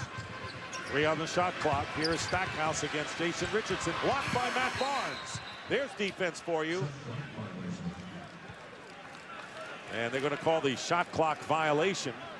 So Matt Barnes doing a terrific job off the bench, and you won't see what he does in the box score. And you wouldn't think it, but Golden State was #3 in the NBA in block shots, right? Almost 6 block shots per game.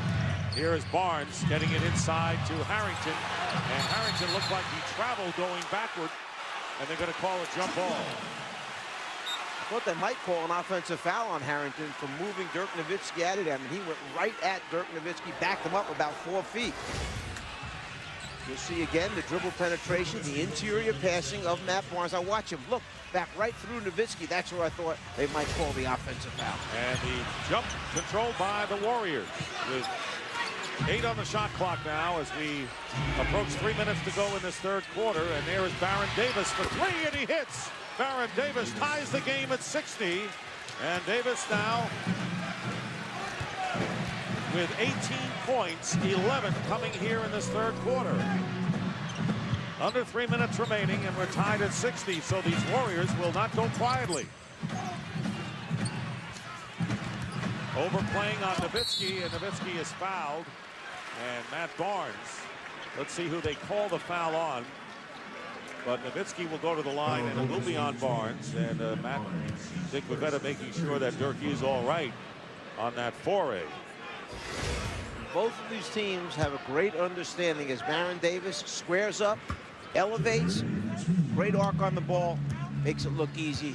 He's proud of himself right there looking over at his coach on the bench. But I was talking about both of these teams having a great understanding of not giving up open layups at the rim. You're going to have to earn it and go to the foul line. They're clean.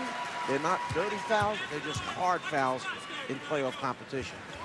There you see Nowitzki makes both free throws. Dallas regains the lead, but he's 4 for 12 from the field.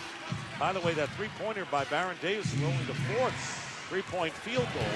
They are 4 for 15 are the Warriors, and with 2:38 to go, Mavericks are up by 2. Here's Steven Jackson, wild 3, and taken down by Greg Buckner, who's coming to the game. Harris, Stackhouse, George, Nowitzki, and Buckner out there for the Mavericks. And we'll have a whistle and a foul by the Warriors away from the ball. That'll be their 4th team foul. So they're not yet in the penalty. That's the bread and butter play for Dallas. Nowitzki sets that high screen just off the top of the circle. The point guard comes off, whether it's Terry or whether it's Harris. And then the decision is, depending on how the defense plays it, if they try to step out and hedge or trap, Nowitzki steps back to the open spot. That time they switched, so Nowitzki was going to roll right to the basket and try and post up Baron Davis. Driving to the basket is Stackhouse and throws the ball away, turns it over. And you know, in a lot of these games, Showed up before on the Iverson and Anthony each getting 30. Last night, Yao Ming and Tracy McGrady, the stars have to perform. And Dirk Nowitzki is going to be the guy that, with 11 points right now, if this game gets into the fourth quarter, will have to be a big factor for Dallas. Steal by Stackhouse. Under 2 minutes remaining, and now the ball stripped away from Nowitzki.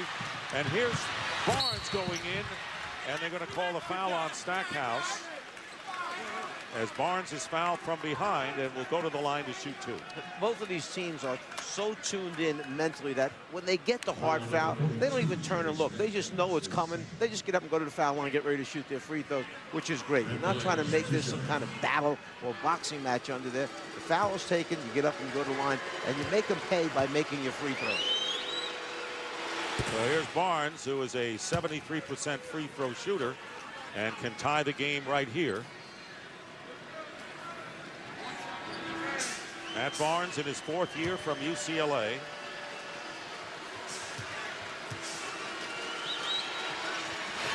And the score is tied at 62 with 1:51 remaining here in the 3rd quarter.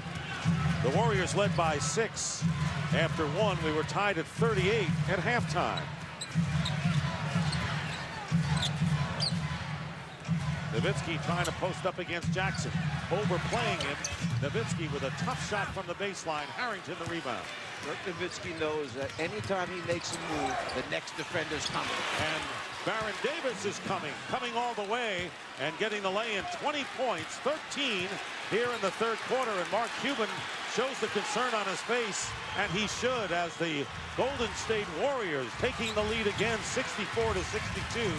After the Mavericks twice had a 5-point lead in the quarter. Here's Stackhouse for 3. Short and only blue shirts underneath. Here's Baron Davis feeding the corner. Jason Richardson lays it in. And a 4-point lead at 66-62 has silenced this crowd with under a minute to go in the 3rd. A great move that time by Richardson. You thought he was going to use his right hand and try and hook it over to Nowitzki. He changed to his left, banked it off the glass. And Harris going in and getting the basket to bring the Mavericks to within 2. But the Mavericks in this game 1 are in a fight for their life, at least to this point, the waning moments of the 3rd. Baron Davis with a 3. His second three-pointer here in the 3rd quarter. And what a 3rd quarter it has been for Baron Davis. Besides the fact that he has a hot hand, if you were thinking, wow, that was a quick, wild shot, it wasn't. He was going 2 for 1 then. He looked up at the 24-second clock. See the drive to the basket. He knew now that they would come back and get one more possession. That's why he shot it that quickly. And the Warriors just watched as Devin Harris drove in for the lay-in and playing for the last shot here with a 69-66 Golden State lead. And you saw the concern etched on the face of the Mavericks owner, Mark Cuban, and another 3 by Baron Davis. 26 points, 19 coming here in the 3rd quarter, and that'll do it. As the Golden State Warriors were down by 5, and now they are up by 6. And yes, Mark Cuban can't believe it, and neither can the Maverick fans. That is the end of the 3rd quarter here at the American Airlines Center, and the Warriors, the number 8 seed, lead the mighty Mavericks 72-66.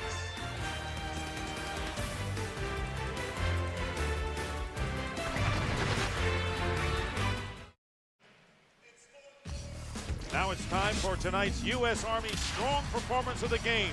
Baron Davis, who has scored 19 of the Warriors' last 25. Davis has 12 rebounds up to this point in the game. Comes across in a rotating manner to block a shot. 5 assists for the point guard from Golden State. And then behind the three-point line has knocked down 3 out of 5 attempts. He has 26 points at the end of 3 quarters, 19 points in the 3rd quarter. Fans log on to TNT Overtime on NBA.com to see more U.S. Army strong performances. Start the 4th quarter, Devin Harris, Greg Buckner, Dirk Nowitzki, J.Howard, and the ball picked off by Barnes inside. Stackhouse, the 5th member of the Mavericks in the lineup.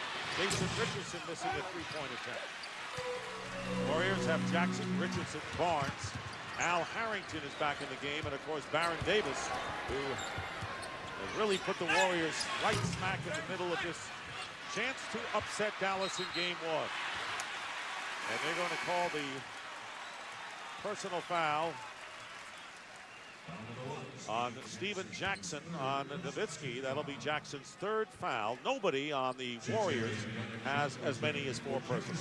It may not look like Dirk Nowitzki's having one of his better games. He has 11 points at the end of 3 quarters, but he has 11 rebounds now, 5 on the offensive glass, has 3 assists and 2 block shots. And how the complexion of the game changed. Golden State had 38 points in the first half, 34 in the third quarter. So that offense and the shooting came alive. Here's Terry working against Harrington inside and lays it in. Mavericks have had a lot of uncontested layups tonight as they come within 4. Here's Davis, guarded by Terry. Double team, they go to Harrington for 3. Barnes with the offensive rebound. Well, he has really been a hustle player coming off the bench tonight. Had 16 minutes at the end of 3 quarters, and they are very, very productive minutes. Steven Jackson with a 3. So Steven Jackson with his second 3-pointer and the 7th of the game for Golden State, and they have now matched their biggest lead of the game, 7 points. Remember, we talked about 2 for 13 at halftime from the 3-point line. Harris finding Terry, who's fouled, and I think that'll be 3 at the line. 3 at the line for Jason Terry as he is fouled by Matt Barnes. Matt Barnes knew right away. He pointed and said, look, I know, mistake on my part, a little bit too aggressive that time, trying to close out to the 3-point shooter because he knows that Terry can make a 3. And here's Terry, who, like many of the Mavericks, outstanding free throw shooter at 80%, and don't blame me for the jinx. But he's a 44% 3-point shooter, so that's why the real hard closeout by Matt Barnes. And a quiet, kind of puzzled crowd out here tonight in Dallas at the American Airlines Center. Mavericks coming on strong, came in with their motto, unfinished business. They remember what happened last year when they lost their composure a bit, had a 2-0 lead over the Miami Heat in the finals, lost 4 straight. Nothing will satisfy them more than winning the Larry O'Brien trophy. Don Nelson comes in with a hot Golden State Warrior team, but still number 8. And look at the kind of game they're playing, giving them everything they can handle. 5-point game.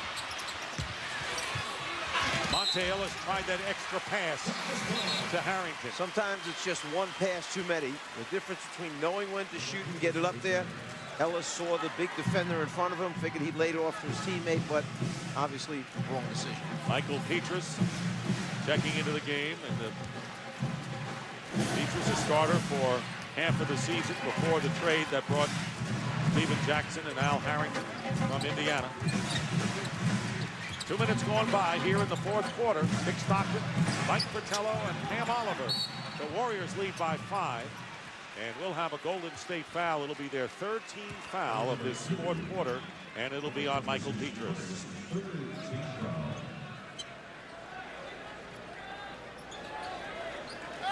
Mavericks yet to commit a team foul in this 4th quarter, but we're early. Setting a high pick is Nowitzki. Guarded by Petrus, working his way in. And the foul. So Dirk Nowitzki will go to the line. And once again, anytime Nowitzki turns his back and starts to back down and spins away, he knows right now somebody's coming from behind. Jason Richardson's the one coming. Nowitzki eludes him, misses the shot, but draws the foul. Jason Richardson with his 3rd foul, but you remember he had 2 in the 1st quarter and has been fortunate to avoid further foul trouble. Nowitzki hitting the free throw. Now with 12. Leading scorer, Howard and Terry, each with 17 points for the Dallas Mavericks. And a 3-point lead for Golden State. Game 2 will be Wednesday night here on TNT before the scene moves to the Bay Area for games 3 and 4. Here's Al Harrington. And Petrus rims the 3. Sagana dropped in the game. Harrington And the foul. Now Jop back in the game, and the only player with 4 personal fouls, and now Jop has 5. Good job that time by Harrington getting on the offensive board to pick up another field goal attempt opportunity. Puts a foul on Jop, goes to the line now for 2. Al Harrington coming from Indiana and at 6'9", starting at the so-called center position. This is the first free throw, and the Warriors not only won 9 of their last 10, but 16 of their last 21 to finish with a 42-40 record. Harrington shooting just under 70% from the free throw line for the season. 1 out of 2 for Al Harrington, native of Elizabeth, New Jersey. Golden State leading Dallas by 4. Plenty of time remaining.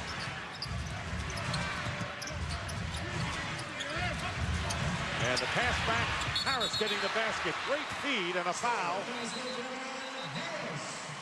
You could hear Dirk Nowitzki tell Harris, give it to me, meaning like he had the defender on his back. And then it's a matter of once the defender came back to dig on him a little too much, a give and go for an easy layup. No foul on the play. There was a deflection. The basket count.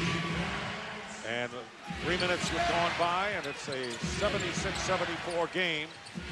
We'll see how the Warriors boys matches up here as we move into the late stages of this 4th quarter. Ball knocked away with 4 seconds. Last touch by Dallas. Baron Davis coming back into the game. Baron Davis with 26 points. And he'll come back, and we'll have a timeout. Davis, the master of the 3rd quarter, to really give Golden State a golden chance here in Game 1.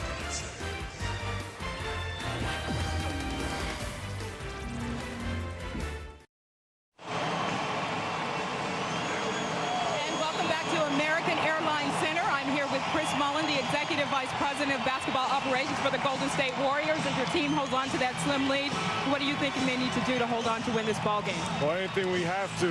It's going to be, we know we have a tall order in front of us, but we're going to try and keep pushing it, give it all we got, and that's what we can do.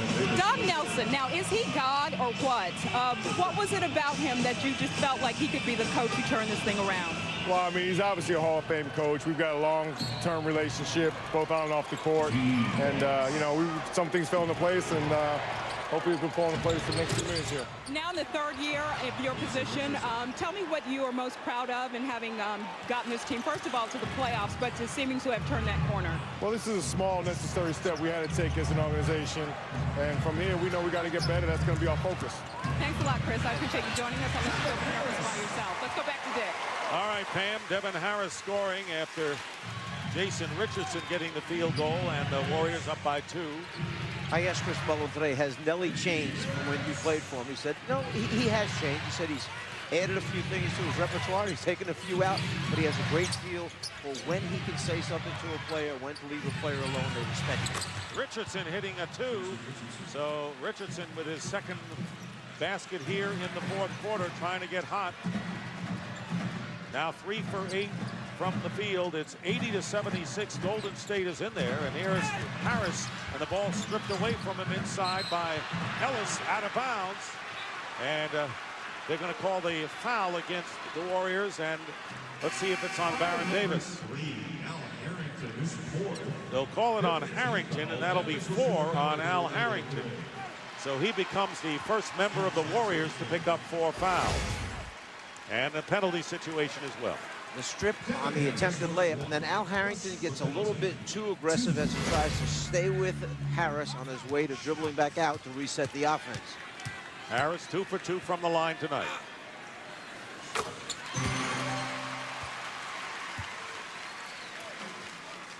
However this game winds up, the Dallas Mavericks will have worked hard. Both teams are going to get a good night's sleep tonight when this game is over. And the other thing is, Golden State has earned the respect of the Dallas Mavericks. I don't care what anybody said in the media about, the games were a fluke during the regular season because of all the different circumstances that they came up with. but this Golden State team plays Dallas well, and that's just a fact, the way it is. Some teams play other teams very, very well because of matchups. And Avery Johnson, of course, indicated that, I think, to us when he decided to make a change in his lineup to try to counter the kinds of things he knew he would see from Don Nelson. That was not a split-second decision. I'm sure that Avery and his coaching staff, Del Harris, okay, a great assistant coach with Dallas, spent a lot of time in making that decision. It was a very bold move to do that, but they felt it was necessary to give them the best chance to win. Remember now, they 6 out of 7 for Golden State against this Dallas team. With the one free throw, the Warriors getting it back. 10 on the shot clock. Double team on Jason Richardson. Jackson to a wide open Petrus. And Nowitzki finally corrals it. 12 rebounds for Dirk Nowitzki. Warriors are up by 3, 80-77. And there you see Petrus guarding an isolated Dirk Nowitzki. Double team comes over with Jason Richardson. And they're going to call the foul, and it'll be in the act of shooting. So Nowitzki will go to the line and fire away for 2. The personal is on Jason Richardson. You saw Dirk Nowitzki, after the whistle blew, turn to look as if to say, who was that came from the blind side as quick as he came, and it was Richardson. And Mike Callahan gets an earful from Don Nelson in quiet fashion, we might add.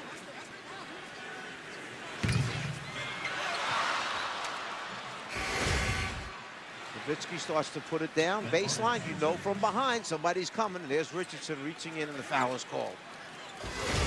See, Don Nelson would not tell us what the Nowitzki rules were, but Mike Fratello, a savvy fellow here, picked it up early on. I'm just writing the one chapter in the book, kind of the Nowitzki rules.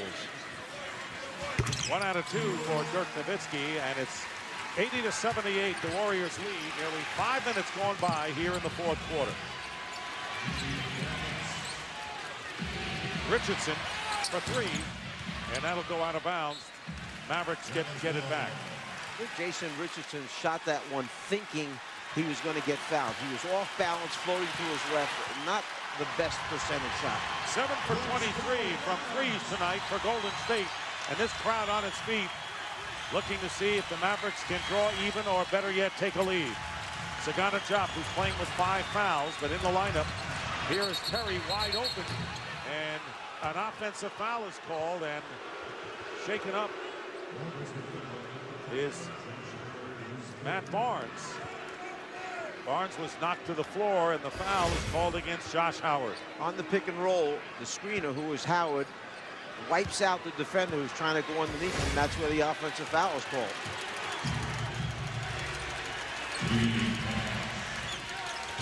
Diop is out to meet Harrington. Harris overplaying against Baron Davis. And Davis off the glass, misses the layup. 3 defenders around Baron Davis that time. Davis with 26 points, leading Golden State. Nowitzki with a 3, and over the top it goes back to the Warriors. You know, when Don Nelson was coaching the Dallas team, that spot right there where Dirk Nowitzki missed that shot, that was a huge spot for him in transition. Teams always had to be aware of Nowitzki trailing late, getting to that right side of the three-point line, and then the pass across the court to him for that dragging three-pointer. That, by the way, that was Nowitzki's first three-point attempt. Devin George at the scorer's table will be coming in at the next dead ball. Baron Davis defended by Harris. Baron Davis with the field goal now with 28 points and a 4-point lead for the Warriors, 82-78. Great drama going on here in this 1-8 matchup with the Mavericks having all they could handle against the pesky Warriors, who are playing the unorthodox style so far to success. Here is Diop going up, and Warriors claiming he walked, but a foul instead is called against Golden State. That's one of the decisions that you make when you play your big man. If he can catch it and score, that's one thing. If he catches it and travels or turns it over, why play him? The 2007 NBA Playoffs on TNT. Brought to you by Hyundai. Make a really smart move. Drive a Hyundai with America's best warranty. By Miller Lite. For award-winning taste, there's no debate. Miller Lite. Good call. By Sonic, it's not just good, it's Sonic good. And by Old Spice Red Zone.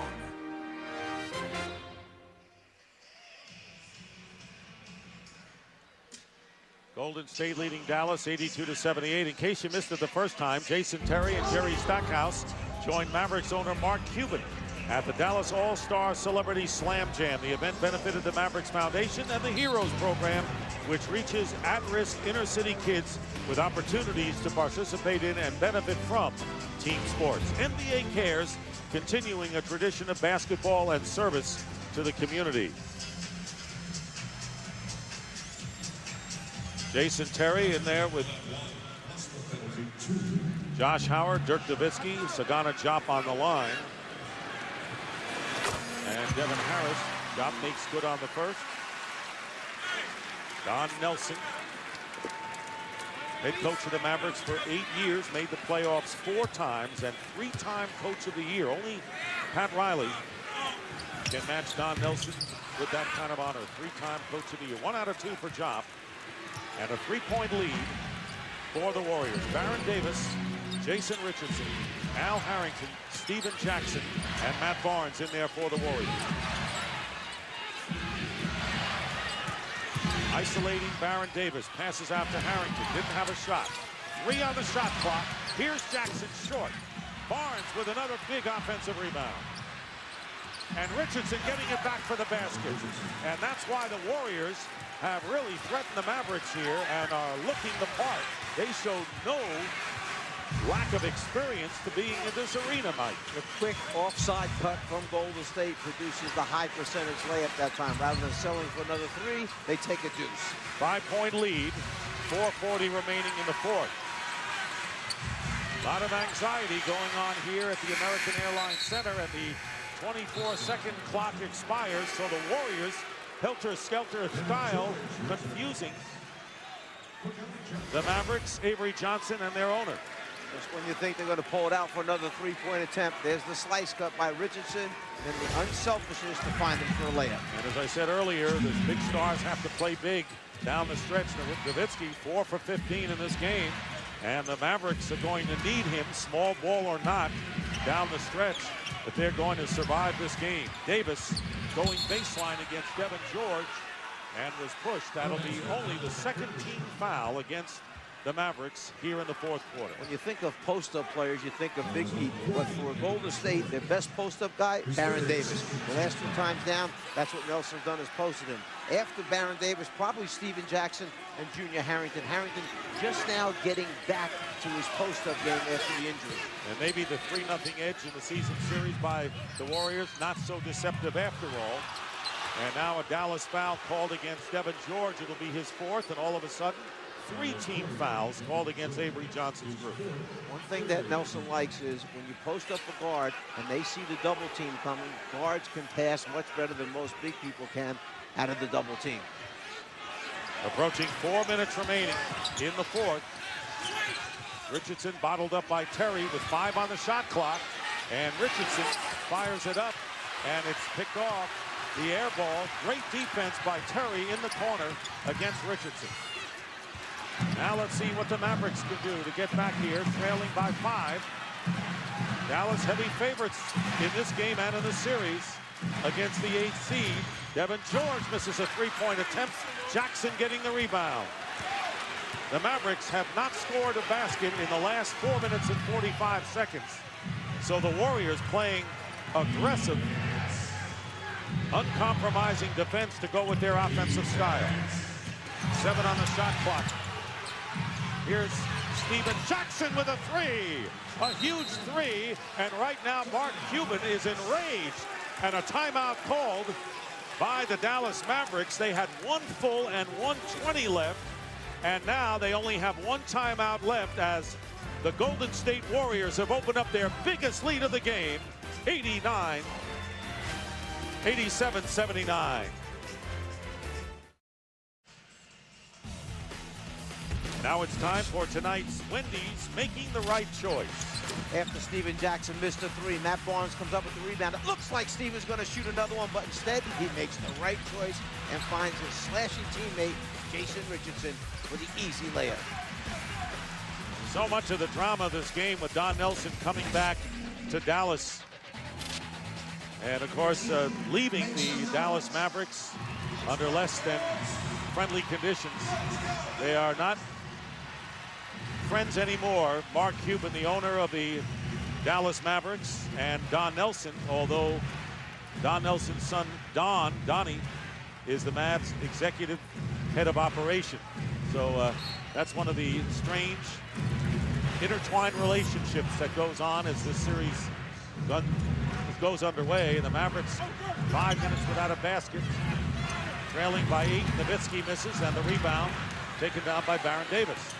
You see the fast break by Matt Barnes, a long pitch ahead pass that time by Golden State. So the Warriors not using any clock, if that's what you're thinking about. They're going and get the basket and a 10-point lead, the first double-digit advantage by anyone tonight. Harris spins his way in for the basket. So Devin Harris now with 19 points, cutting the lead to 8. That ends a 7-0 Golden State run. But what a game played by the Warriors, shocking this crowd.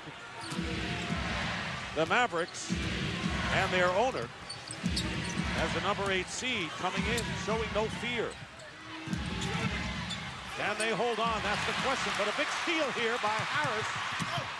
And the block made. Harris, block made by Jason Richardson. And the ball goes back to Golden State. And Barnes hits from the corner.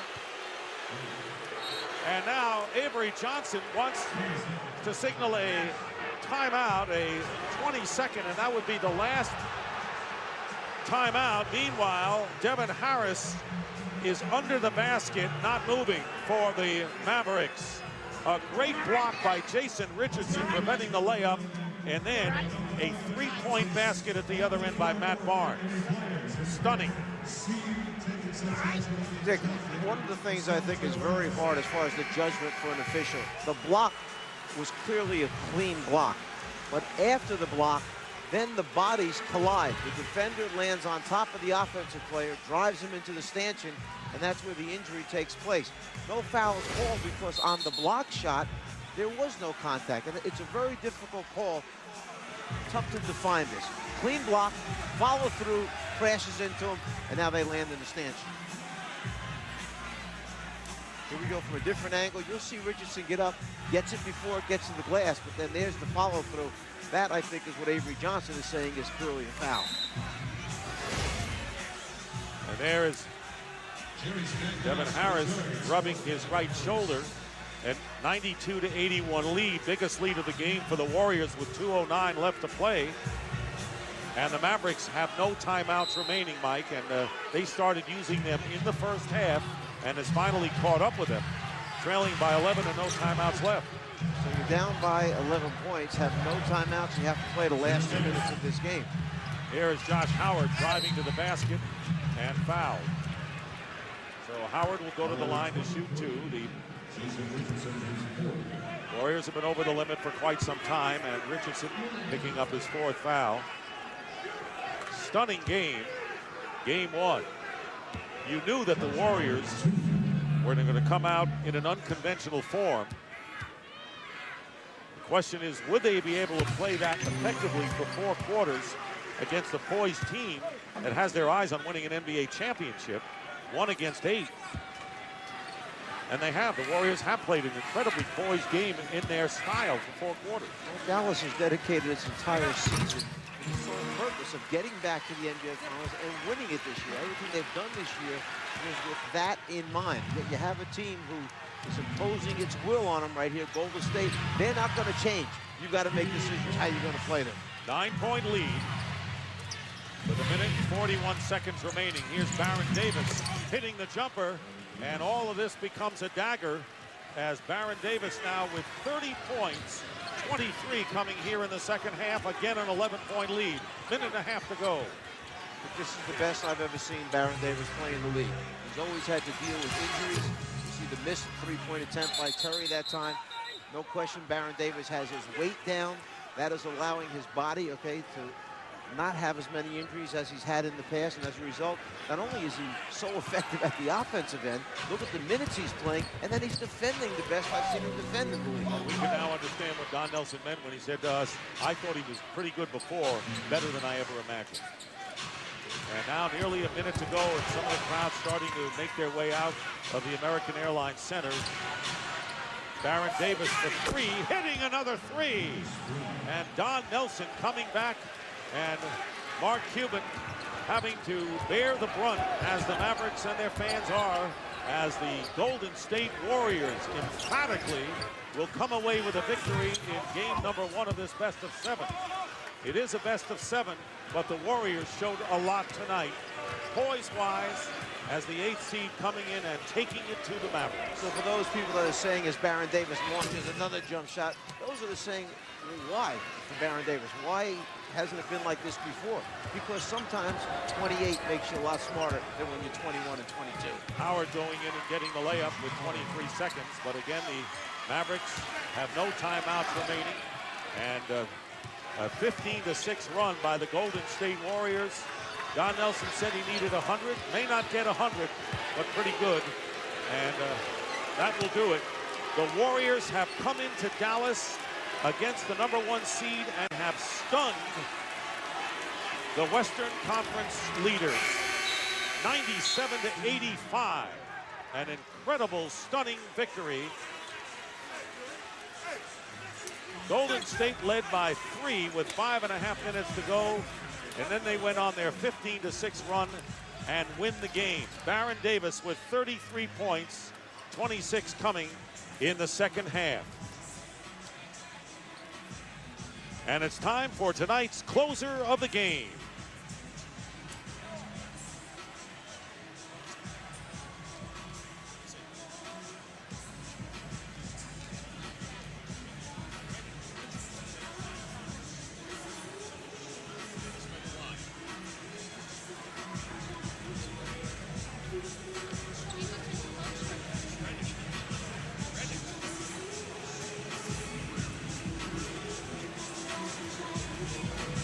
All right, now let's send it over to Pam Oliver. Here with the man of the moment, Baron Davis. They said it was a fluke. That didn't look like a fluke to me. No, we know that we're a good team, and we want to come in here and keep the score close, and we know that we can get hot. We got enough shooters to where when we get up and down the court, if they play our style, we know that we can get hot real early. And, you know, our defense was magnificent tonight on Dirk and Howard, and we just got to keep it up. You know, we hungry. We hungry. We got nothing to lose. Your teammate Stephen Davis left the court saying, you did this, you did this. Did you take it upon yourself to really kind of show that leadership and to lead this team in the playoffs? Well, I knew I had to do something in the second half. First half, I was getting to the rim, missing shots. You know, my shot felt good. And Steven Jackson, he carried us the first half, so I knew it was up to myself, Al, and Jay Rich to pick up the scoring load, and you know, I was able to come through tonight. You did that with basically one eye. You told me that that one eye is a little blurry. How's it feeling? It's feeling better. Coach told me at halftime, yeah, it's probably a good thing I got hit in the eye. That way I started making some shots. So thanks to Coach. And thanks to you for stopping by. Let's go back. Yeah, I love you. Mama, I love you. That's for you, Mama. All right, Mama heard it, Baron, and congratulations to you. Thank you, Pam, and right now it's time for tonight's closer of the game. Baron Davis. What more can you say? 33 points. And 14 rebounds. Don't miss all new episodes of The Closer coming this June only on TNT.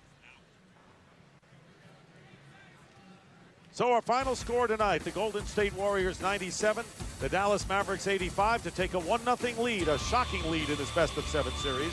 So for Mike Fratello, Pam Oliver, and the rest of the crew, I'm Dick Stockton saying goodnight from Dallas. After this break, we'll send it to Ernie Johnson in our Atlanta studio for Inside the NBA. TNT is your exclusive home for the Eastern Conference Finals. So long, everybody.